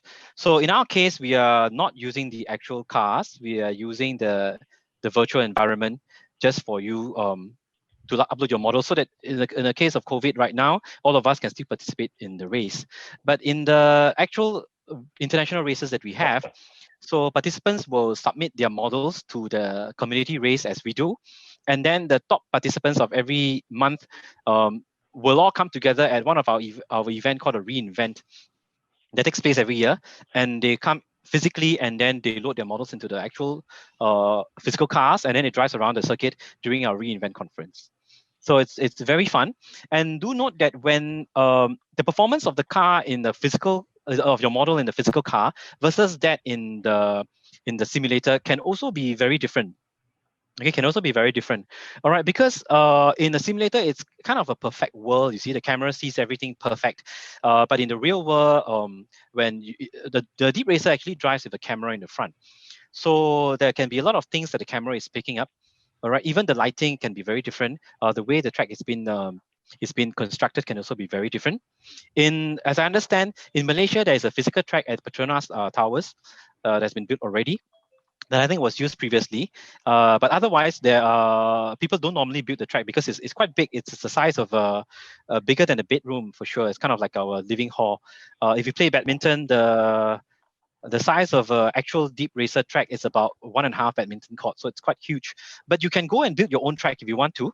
And in the developer guide, there is a guide that teaches you how to build your track, which is kind of cool. If you have a house that big, you can go build a track. But then you have to buy your car. You see, you have to buy the physical car, and it's not for sale in Malaysia yet. So I'm sharing my screen, and in the developer guide, there is this section of build your physical track. And then it teaches you how to build your physical track if you want to really go build a real track, okay? And then with the specifications and all that, the dimensions and what you need to build your track. You can paint your track, you can print it out, you can use the gym mats that the babies crawl on and build a track. That's fine. And then after that, you can buy the cars, you can ship them in from the States. And then how it works is that after you've trained your model, you can actually download the model and then copy it into the physical car and then let the car drive on the physical track. So that's how we operate in a physical driving and race situation. And in the physical world, we can then have two cars, for example, racing against each other. We can also have obstacles along the way that the camera will pick up and try to avoid. And that's where the Evo comes in. Evo is our latest edition of the Deep Racer, and it includes a LiDAR sensor. Okay, so LiDAR is what's used in a lot of autonomous vehicles out there. If you have an iPhone 12 Pro, is a Pro Max, I think, it's got a LiDAR sensor as well. LiDAR basically, it's using laser that maps the depth of things around the environment in your room, for example. And with the LiDAR sensor, it's a whole lot more sensitive and accurate as compared to the cameras, the vision cameras that we have. Before going to the LiDAR, in fact, it's possible to mount two cameras for a Deep Racer car. So with two cameras, you get stereo vision. That means that you're able to perceive depth better. Because if only one camera, you actually don't really know how far things are, okay? But with two cameras, you can use stereo vision and be able to calculate exactly how far that object is from you, and that helps in driving. Okay, so those are advanced stuff that we just had a discussion on. Wonderful to share with you a lot of that. And yes, the video that that we were sharing earlier on, this video, the start of this video is from Donnie. Okay, if I might bring him on. Yes, Donnie Procoso is our expert for Deep Racer. He's not able to grace the event today. So I'm not the expert in Deep Racer, all right? But specifically for Deep Racer, it would be Donnie, who's a machine learning expert who is able to share with us a lot. And so I encourage you to watch this video that he presented in one of our earlier events to learn a little bit more about how machine learning and reinforcement learning works. And then Suresh, our other AWS staff, will go on to talk about the specifics on how to get started. But please do not follow the steps that they are sharing over here, because this is a previous competition. Okay, so please do not follow their steps to train, to submit, and all that. Okay, just take the learning, but don't follow those administrative steps. Great. All right, guys, it's 11 o'clock. All right. Before finish, can we take a picture, all of us? Can everyone turn on the camera? Zoom boleh tunjuk begitu banyak kah? I think 49 is the max. 49. Yeah. If your graphic card allows that, that's 49. Yeah. And before we call it a day, for participants who have issues with registrations and stuff like that, don't panic. The race is not open yet until next Saturday. So reach out to us via Telegram later on when we give you. Send us an email. Tell us the problem that you have.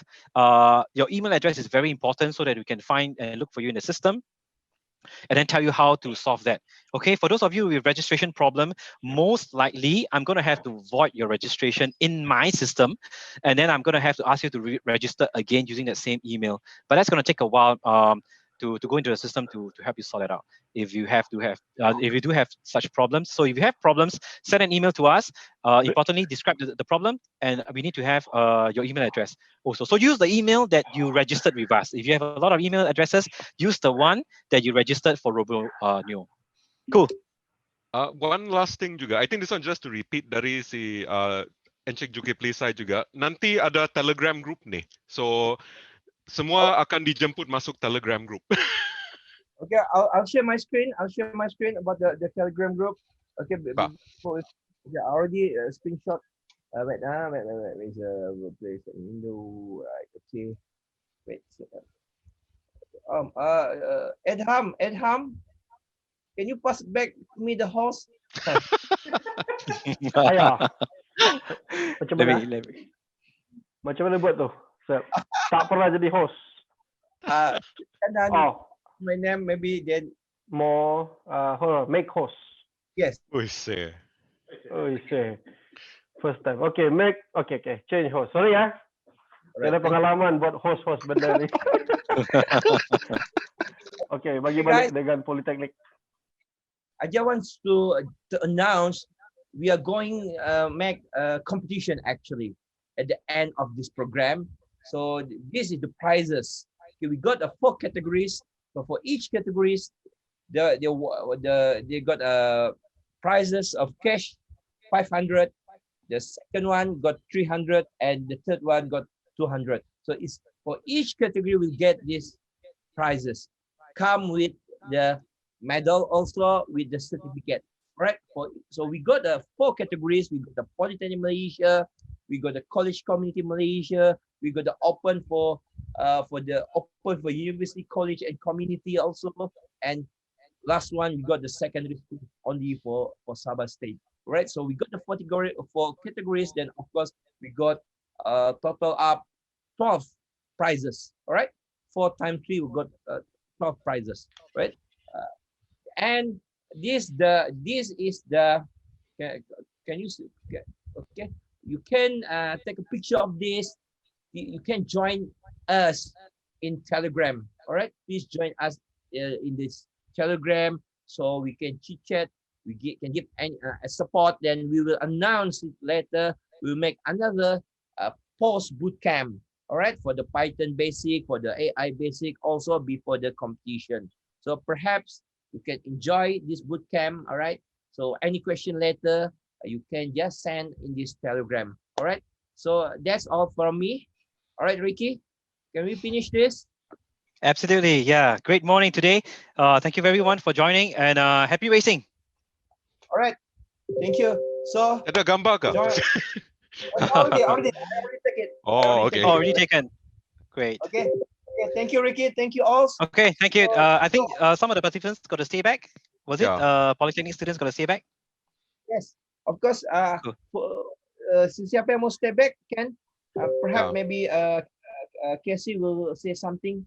All right. After this. Boleh post the Telegram link terus dalam chat. Okay, wait. Ada. Yes. Nazmi ada bagi QR. Oh, just copy paste the link lah. Yeah, the link, no QR code. No, the QR code. Because Zoom bikin masalah saja kalau bagi gambar, kena download.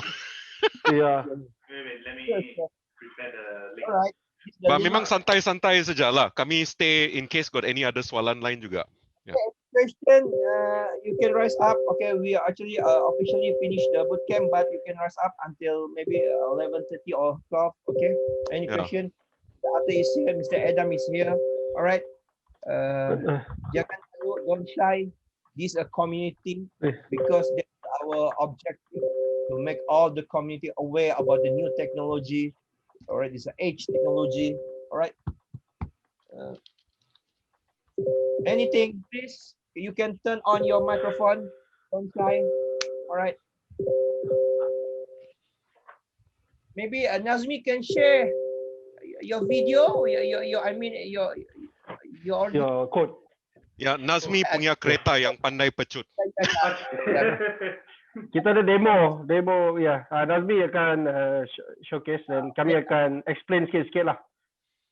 Okay, jadi bagi yang baru start, first time nampak apa tu reinforcement learning apa, ini mungkin agak baru, bidang ni mungkin agak baru di negara kita. Kebanyakannya saya rasa boleh buat programming. If you are from Polytechnic, I think you know Arduino a bit or Python a bit. So siapa yang dah biasa buat Arduino, kita imagine Arduino tu kita ada setup dengan loop. One function for setup, one function for loop, okay? In Arduino. In AWS kita ada satu function je, which is called the reward function. Okay, Nazmi, can you share the screen? How can Nazmi needs a host. Okay, I said host to Nazmi. Okay, make a host. All right, Nazmi. Thank you. Okay, Nazmi, please. We can't hear you, Nazmi. You are mute. Sekejap. Okay, boleh dengar sudah.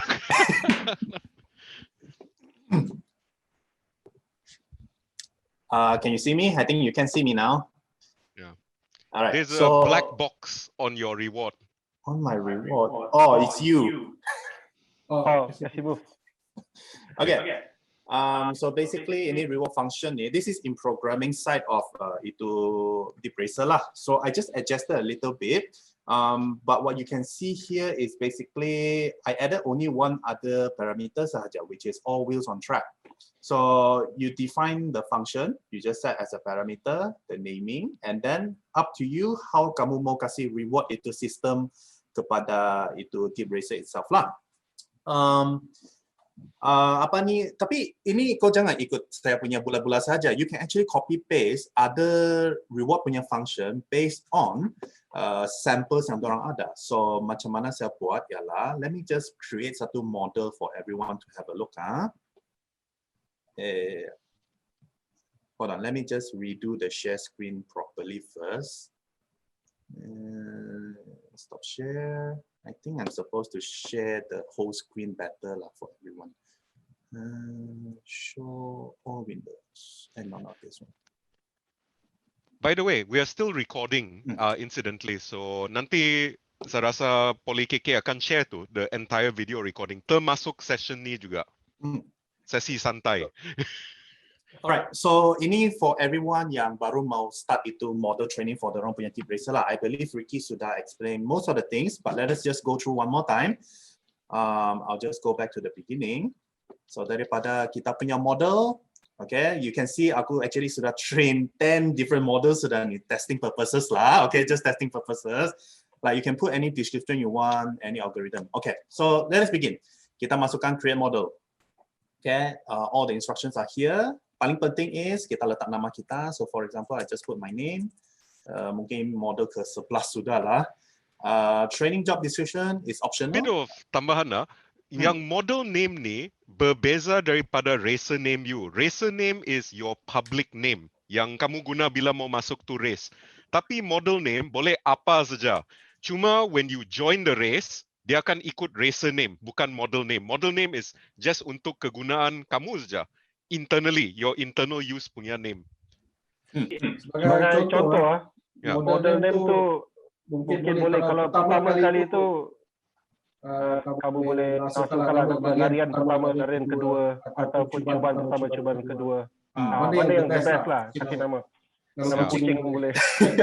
So basically kan untuk supaya tidak menakutkan orang, perbezaan antara nama DEEPRACER kamu dengan nama model kamu. So ini contoh yang kita telah buat testing purposes untuk community race kan. So you can see ini adalah racer nama yang saya letakkan. So this is that name yang akan pop up di dalam itu race nanti. Tapi di sebelah kiri kita sini, actually dia akan bagi tahu kita lah sebagai user apa model yang paling best kita telah gunakan untuk itu race yang telah kita sampaikan tu lah. So you can see like saya nombor 1, yay. Dapat 1 minit dan 2 saat. So you can see, this is the example lah yang akan ada dalam community race lah. Tapi untuk participant nanti, kami akan sediakan satu, not sediakan satu link. Actually itu link sudah sedia pun dalam PDF. So you just join. And mungkin di sini dia sekarang cakap enter race tapi yang masih kena blank. So don't worry. Pada hari tersebut itu dia akan jadi available dan kita boleh kasih kasih letakkan model kita untuk race dalam ini track lah. So in any case, let me just go back to itu model sekejap. Okay, so kita create model. apa-apa nama sahaja. So just now I put KC Nazmi dash 11. So pastikan Hentam kamu ikut. saja. Ya, hantam saja. Or you can put like KC Nazmi dash hantam sahaja. Okay, boleh. Anything. Okay. So just make sure that tiada spacing, tiada underscore. Okay. It can be AZ kecil, AZ besar, 09 dan dash. Alright. So saya tidak letak any description dulu sebab it's up to you. Tags, don't need to worry. You don't need to letak apa-apa tags. Paling penting is apa kita mau set dalam kita punya environment simulation kita. So again, kita guna reinvent 2018 ini ya di tengah-tengah. Jangan pergi sampai bawah terjumpa yang reinvent 2018 wide Okay, ingat reinvent 2018. Select sudah ini, and then kita akan tekan next. So dalam sini kita ada 3 jenis racing type. So yang kita punya race most likely ialah time trial punya mode. So dalam time trial dia ada lagi beberapa sub categories dia lah. But in here kita just set up time trial dulu. Algorithm and hyperparameters ini boleh main, boleh try dengan apa-apa parameters di sini. Kita most likely cuma akan guna PPO lah for convenience lah untuk senangkan kerja kita. Tapi saya rasa Encik Edham tadi dia sudah letakkan some documentation pasal apa perbezaan antara PPO dengan SAC. So you can have a look in depth apa itu algorithm adalah fungsi-fungsi dia. Hyperparameters ini apa ni? Kita boleh main-main sama itu value lah. There's no right and wrong. Okay, don't worry, boleh play dengan itu value semua sahaja tu. Okay, sebab di dalam hyperparameter ni kita punya programmers memang sudah set itu value dia untuk main dalam itu range sahaja tu. Okay, alright. Just so, satu tambahan, yang the hyperparameter ni memang is bergantung kepada the machine learning model bah. So pasal artificial intelligence machine learning ni, biasanya these are the basic parameters untuk dia punya machine learning model. So itu yang special pasal ni lah. Tapi boleh biar default. Seperti mana yang Encik Nazmi kata. Encik Nazmi ya. Yeah. Alright. We say Tuan Nazmi. Jangan. Alright. So anyways, moving on kan, selepas itu hyperparameters, kita akan pilih kita punya agent lah. So untuk sesiapa yang barulah new account kan, you probably will only see original DeepRacer and then the original DeepRacer continuous action space.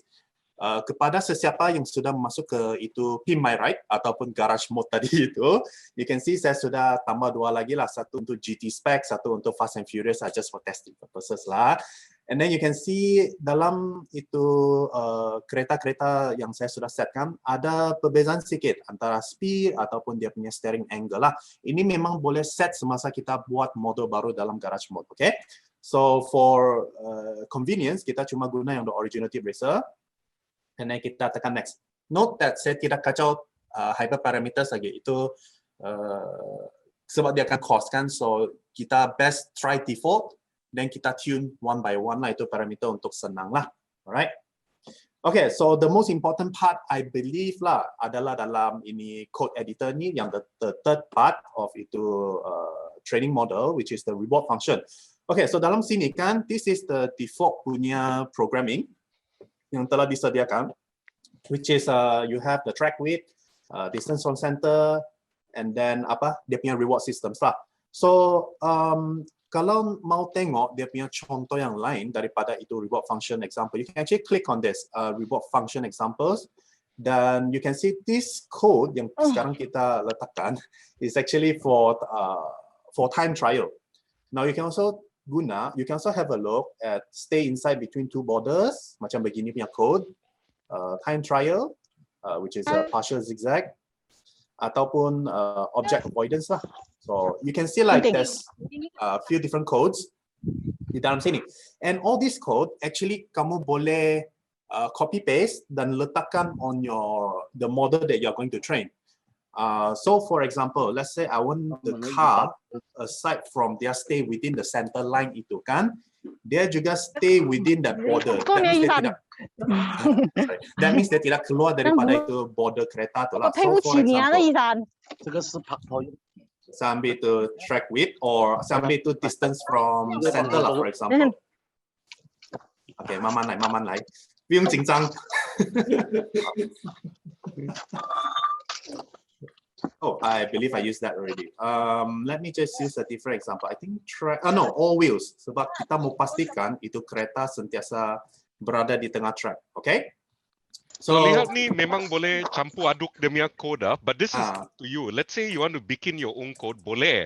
But of course you must make sure your code works. So I think nanti si Encik Nazmi akan tunjuk juga bagaimana nak check kalau code kamu betul ke tidak. Alright, so let's just say for example the lowest, I don't need to set all the, I don't need to copy paste semua itu code. I just ambil apa code yang saya rasa sesuai lah untuk ini punya condition.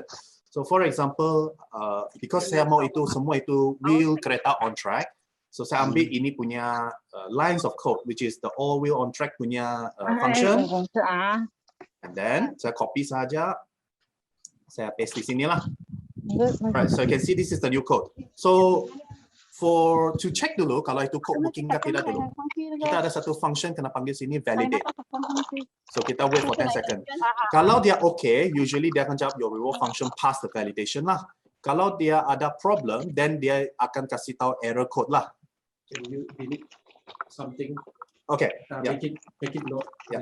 Okay. So let's say I letak L to S. Yeah. Spelling error ke apa atau mungkin tersalah demi keyword and so on. Okay, so I just kasih comment itu else lah, sebab dalam programming kalau semua orang tahu if mesti ada else. Kalau tidak ada else dia mesti bising tu. I believe. Okay. So you see reward function fail validation. Please correct before you start training. Dia akan highlight mana error line dia tu, tapi you know as a programmer you have to backtrack lah. Go back and see mana itu code yang salah. So obviously else sengaja saya letak salah. So once I uncomment it, kita validate balik, dia akan jadi correct balik lah. Okay? So you play around with these codes. Python is not that difficult. And kalau kita macam mau play around with the code, actually there is a documentation dalam itu DeepRacer tu. So let me just open back the DeepRacer, or for convenience lah, because saya sudah copy paste ni actually. So actually, can you see? Okay, it's a black box. It's a black. No, I think it's in your browser. It's in my browser. Yeah. Okay. So let me just reshare. Yeah. Let me just reshare the notepad. Okay, this one. So can you see the notepad now? All right.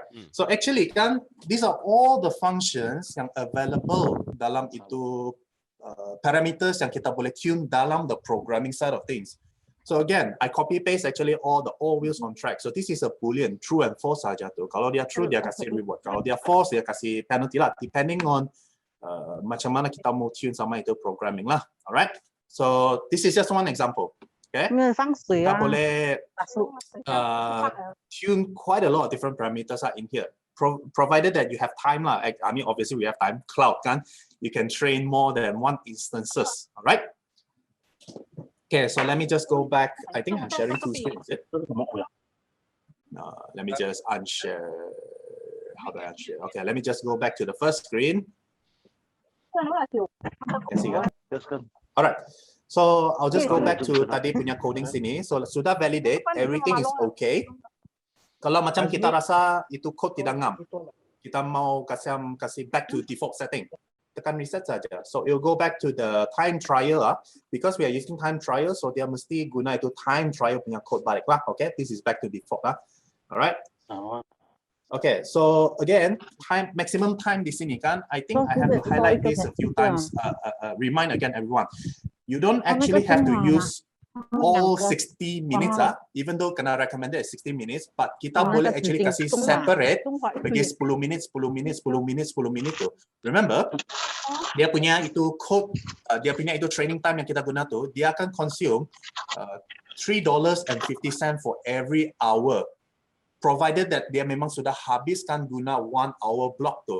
Kalau kita cuma guna 15 minit, and we have another 45 minutes remaining tu, dia actually akan guna the remainder lagi tu. Okay, dia akan guna itu remainder lagi tu. So, kalau mau testing purposes, kasih letak small time sajalah, just for benchmarking purposes, alright?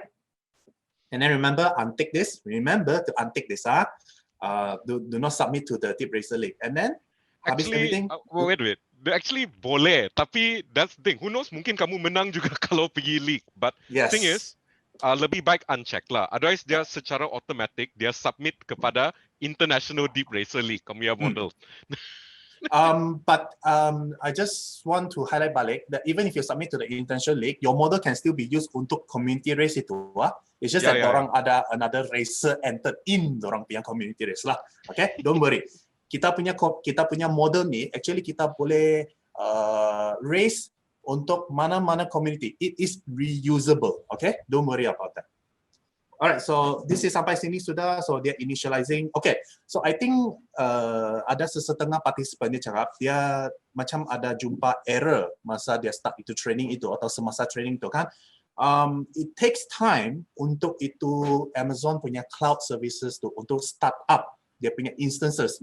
Sebab bila kita train satu model, dia mesti sediakan satu ruangan kosong, itu computer block lah kita refer kan, untuk import itu model, untuk kasih put dia punya parameter and everything untuk start itu initialization untuk itu kereta itu.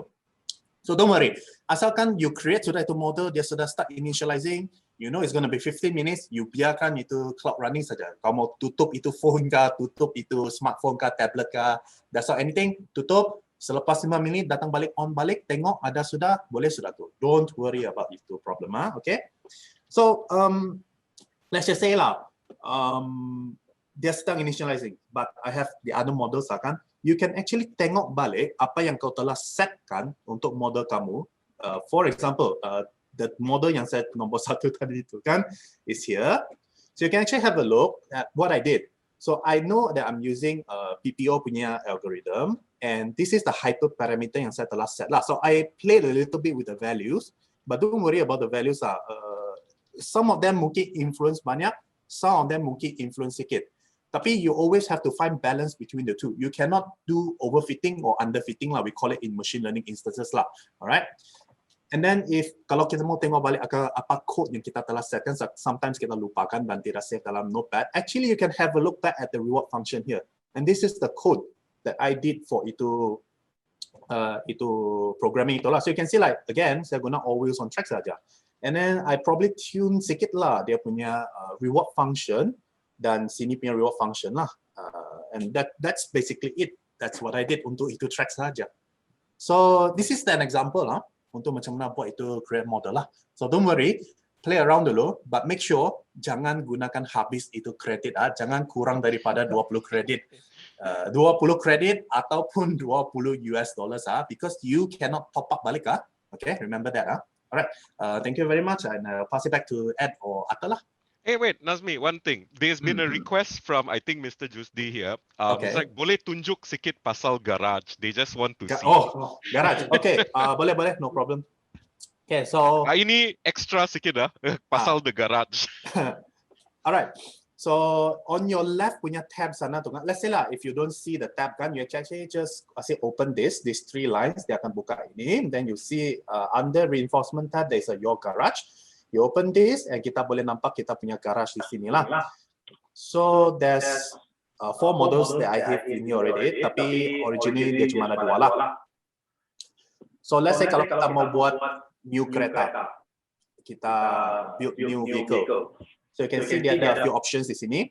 This one is not for this competition, right? Not for this. Yeah, competition is for using the standard AWS. Correct. Yeah. So for the competition, kita akan guna standard saja lah. But if you want to play around, you can just have a look at the garage. So you can see like mod specifications, apa sensor kita mau guna. You can use camera, stereo camera, LiDAR sensor. So I believe LiDAR tadi Encik Ricky cakap kita tidak boleh guna lah for the Evo. So no worries, you can pick either one. So in our case, kita mau buat time trial saja, kita letak camera lah. Okay, camera is a set 120 degree field of view and 15 frames per second saja. Okay, kita tekan next. Okay, so I believe mungkin banyak orang akan tanya ini nih. Macam mana kita mau set itu kereta laju kah, lambat kah, pusing lebih sikit, pusing kurang sikit kah? Because the training parameter dengan the car punya characteristics adalah berbeza antara yang dua. You gave him the tools, but the car need to know how to utilize that tools, minimum and maximum. Macam badan kita, we know that kita punya jari ni kan, maximum dia buka begini saja, and minimum dia tutup beginilah. Takkan dia twist sampai begitu kan. So it's like we set a parameter for the car jugalah, so that dia tidak over exceed dia punya capability. Alright, so choose your action space. I believe kita cuma akan set. Sorry, this is also if you have the physical car to calibrate. Yes, correct. This is also to have the physical when you calibrate. Oh, okay. This is also when you have the physical car when you calibrate, because I think lah, kalau kita ada physical kereta nanti, bila kita habis set sudah itu model kan, kita actually boleh import itu model kepada itu AWS kereta itu. So whatever characteristic kita sudah set sama itu kereta, memang itu the physical car akan mirror apa yang kita telah set dalam simulation tu. Okay? Alright.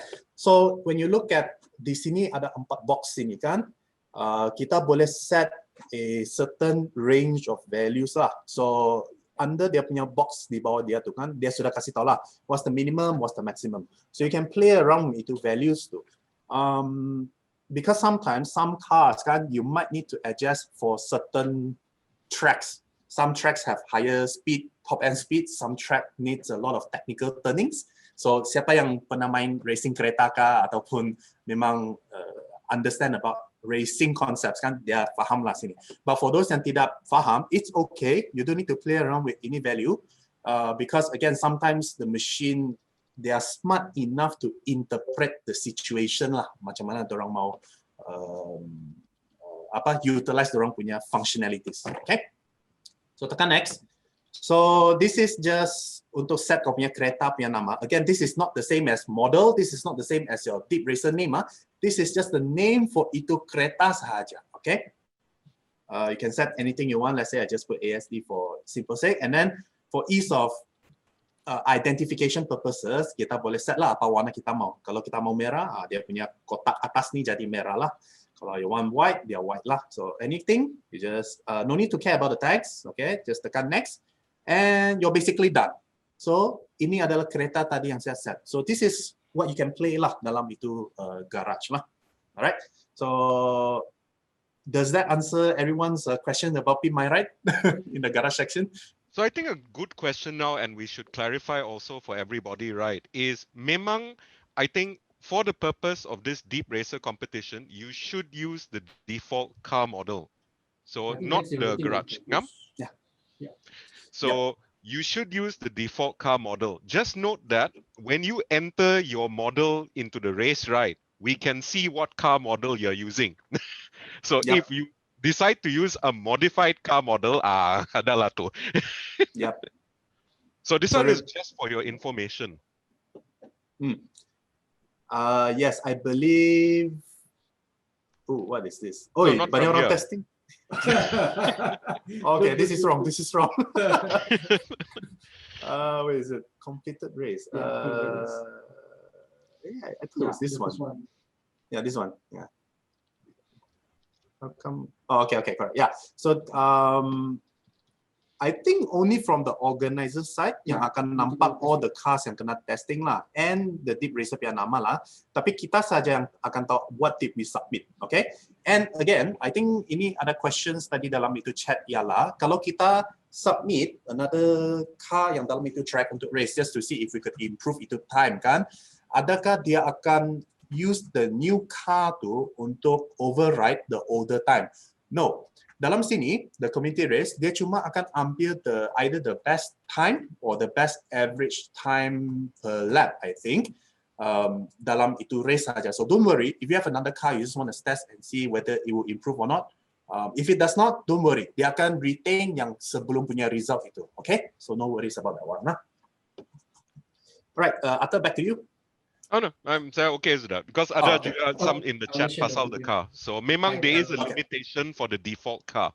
But this is just for your information because one day, not just KC lah, tapi Politeknik dan sebagainya, eventually mungkin kami pun dapat the actual kit mah. Because kami pun mau main dengan kereta ni. So eventually your communities, your institutions, who knows, they may be more access to the physical cars as well one day in the future.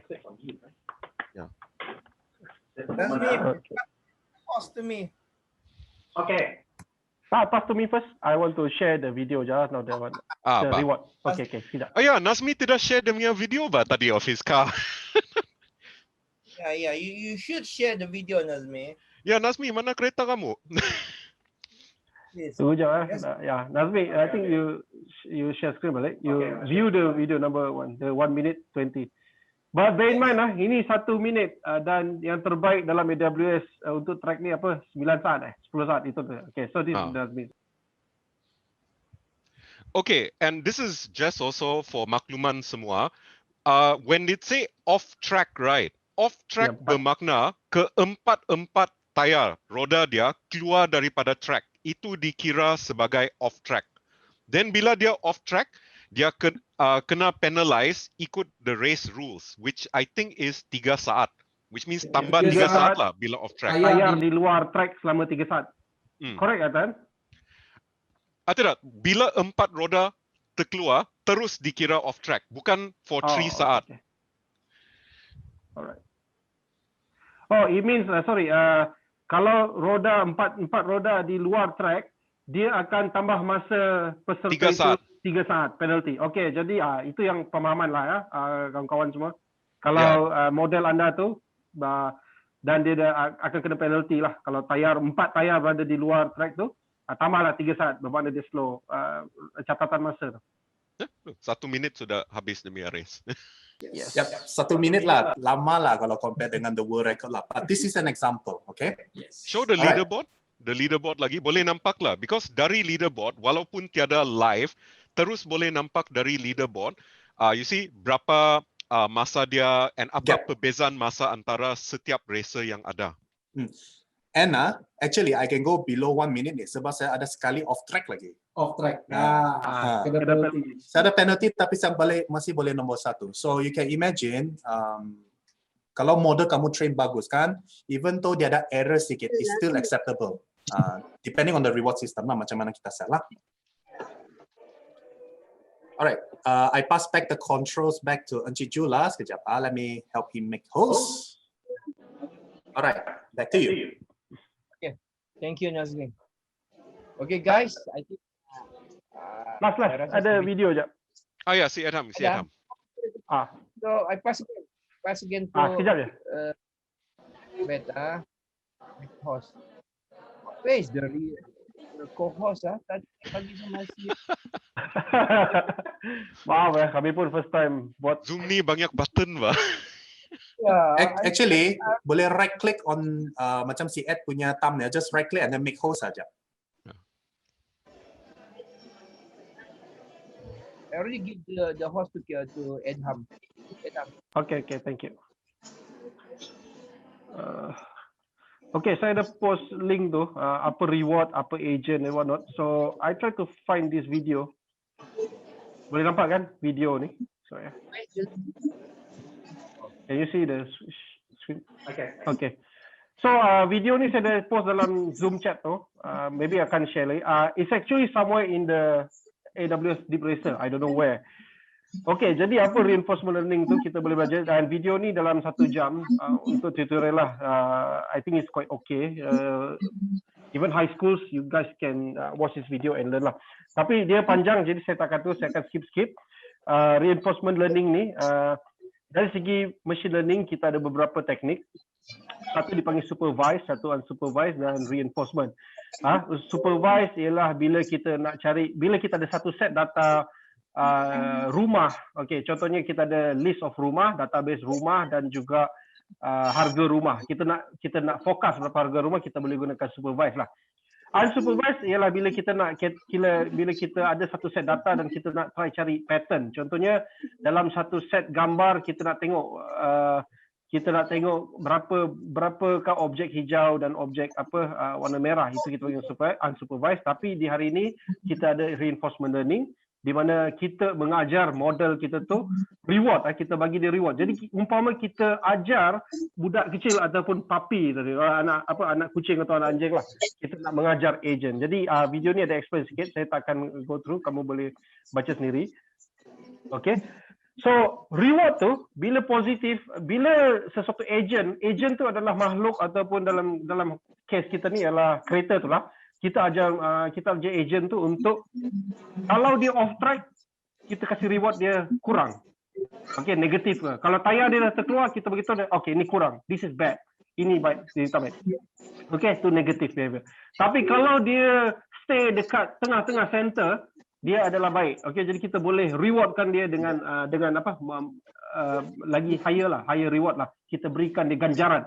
Okay, supaya akhirnya dia akan tahu untuk jangan keluar daripada track dan stay on the center line ataupun stay on the left line and whatnot. Okay, itu reward dia. Okay, so itu dia contoh. Ini adalah terminologi yang kita gunakan yang rakan-rakan tadi tanya tu. Okay, so agent tu adalah bila kita baca dokumentasi, agent tu adalah dalam kes ni adalah kereta tersebut lah. Okay, agent adalah kereta tersebut, DEEPRACER tu. Environment adalah track. Okay, environment adalah di mana dia nak beraksi, di mana agent tersebut akan beraksi adalah di atas track tu. State adalah keadaan di mana agent tu apa yang dia tengah buat dalam masa dalam current time. Okay, state, apakah keadaannya dalam satu position. Contohnya dalam state tu kita boleh nampak dia ada kamera tu melihat dia masuk corner. Itu adalah state ketika waktu itu. Okay, bergerak sikit dan state ataupun mungkin frame by frame lah. Kalau biasa dengan video, setiap frame tu boleh mewakili satu state. Okay, action adalah sama ada corner ke kiri, corner ke kanan ataupun go straight ataupun stop. Reward adalah dia punya nombor tu lah. Reward adalah ganjaran yang diberikan kepada agent. Okay, kalau tayar macam tadi Nazmi punya model tu ada sekali tayar dia kena penalty 3 saat. Jadi mungkin dalam model yang tadi tu reward function tu kita boleh cakap kalau tayar dah terkeluar segera turn left or turn right. Kita kena combinekan, kita kena gabungkan keadaan di mana kita kena tahu di mana kereta kita berada. Kita kena agak bila kereta kita berjalan, dia kena sentiasa tahu. Okey, kalau kereta ini berada di tepi kanan, sebelah kanan garisan tengah dan terkeluar. Okey, kalau dia di sebelah kanan, dia terkeluar, tayar dia berada di luar track, artinya dia kena masuk sebelah kiri balik. So something like that lah, kita kena bagi tahu. Dan episode adalah bagi dia punya training session lah. Okey, step episode. Jadi saya cadangkan anda semua belajar dalam video ni dan juga cari tutorial yang di dalam Amazon punya website lah. Okey, so ini dia punya tu. Dia punya ni lah yang share sikit. Hold on. So ini panjang sikit. Apa tadi yang reward tu? Okey. Alright, imagine ini adalah agent anda dan goal dia adalah untuk sampai. Katakanlah kita ada track yang lurus, lurus. Kereta agent, track goal dia finish line ialah yang lurus saja, dia tak ada corner. Jadi kita boleh buatkan grid, okay, XY, kita boleh plotkan track kita dalam satu Cartesian ataupun XY. Dan setiap tu kita boleh berikan reward. Nampak tak? Reward tu nombor 2 dengan 0.2. Contohnya, kalau dia ikut jalan lurus, kita berikan dia reward 2. Bermakna kalau dia mengikut kotak-kotak yang lurus, yang tu kita. Tapi kalau dia 0.2, dia tersasar sikit ke kiri atau ke kanan, dia akan jadi reward box tersebut akan jadi 0.2. Mana kalau dah terkeluar jauh, tersasar jauh, dia akan jadi X. Apa yang dia akan buat ialah kita akan tambah. Okey. Contohnya dalam hal ini, kalau kereta anda tersetia pergi sebelah kiri, dia akan jadi kotak pertama 2, kotak kedua 2, kotak ketiga 0.2. Okey, jadi 2 tambah 2 tambah 0.2 jadi 4.2. Dan X tu tak adalah. Artinya dia akan start balik atau dah terbabas. Okey. Tapi kalau dia 2, pertama kali itu 2, and then 0.2 itu reward dia, dia termasuk balik. Kita boleh detect dia, okey, dia dah terkeluar daripada landasan, masuk balik ke dalam landasan tengah, center line. So dia akan jadi 2 tambah 0.2 tambah 2. Pun sama juga kalau kita total up dia jadi 4.2. Okey, 2 tambah 0.2 di mana kotak berada. Itu reward dia, itulah dia punya fungsi reward. Okey. Ini adalah total reward dan setiap episode. Jadi inilah gerakan. Nampak tak graf tersebut adalah akan access. So I suggest you guys watch this video and find this tutorial. Saya dah bagi link dalam tu untuk adalah apa yang graf tu. Okey. Graf reward tersebut. So nampak tak? Ini simulasi. Yang kita mahu ialah mendapat reward yang tinggi. So 2 tambah 2 all the way. If we use straight line, kalau kita gunakan straight line, reward dia akan 2 tambah 2 tambah 2 tambah 2 berapa kali itu? 1, 2, 3, 4, 5, 6, 7, 8, 9. 2 darab 9 ataupun 2 tambah 9 kali, dia akan jadi 18. Okay. So 18 adalah reward yang terbaik untuk mencapai objektif. So ini adalah yang rakan-rakan tanya tadi tu, reward. Jadi kita sebenarnya dalam programming tu sangat advance, walaupun ada 13 parameter, tapi parameter tersebut tu yang 13 parameter tu boleh memberitahu keadaan kereta dalam sesuatu masa, di mana dia berada. Even ada XY coordinate. Kalau kita tengok dalam 13 parameter tu ada XY coordinate. X di manakah track X tersebut itulah, di manakah posisi X tersebut. Okay, so itu sajalah, saya rasa saya dah share video ni, saya akan share lagi dan kita akan buat satu sharing session lagi di dalam di masa sebelum tu. Tunggu saya dalam Telegram. So that's it. Okay, I pass back to Jul. Okay. Okay guys, banyak. Okay, saya nak menjawab berkenaan dengan error pada ini masalahnya pada promo code itu. Saya rasa masih ada semua di sini yang jika ada masalah pada you register pada awal-awal dia kata error promo code session is expired.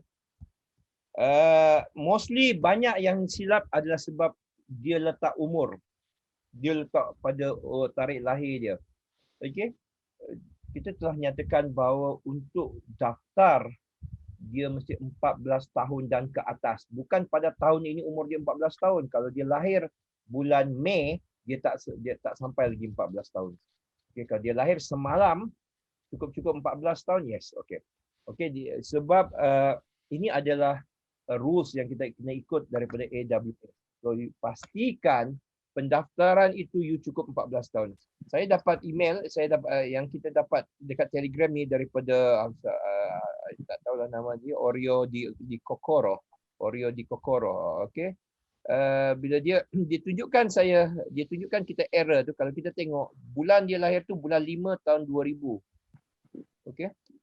Okey, yang ini okey. Kalau ini 2001 sebenarnya dia 21 tahun. Tapi kebanyakan yang tadi saya call dia silap pada tahun. Okay, so make sure yang itu betul, alright. Alright. So yang lain lepas tu kalau juga tak boleh, you try go with another email, you just try another email. Dan kalau masih tak boleh, you just note di situ ya. Dan any changes pada email, you bagi dekat kita diurus dia, alright, untuk kita verify, alright. So anything, saya takut kita record ni dah lebih daripada 1 gig sebab kita punya ruang untuk record 1 gig, hopefully tak lebih. Alright, so I think kita akan announce lagi, maybe we got another station after this, perhaps maybe on Wednesday, Thursday, we decide later, alright. Okay, kita akan ada satu session, post station, mungkin asas Python, perhaps, okay. Kinabalu Coders will handle it. Okay, untuk pengetahuan semua, program ini dibawa bersama oleh Politeknik Kota Kinabalu, College Community Papar dan juga Kinabalu Coders sebagai universiti teknikal. Okay, Kinabalu Coders adalah sebuah persatuan community open source di Sabah, okay, di Kota Kinabalu.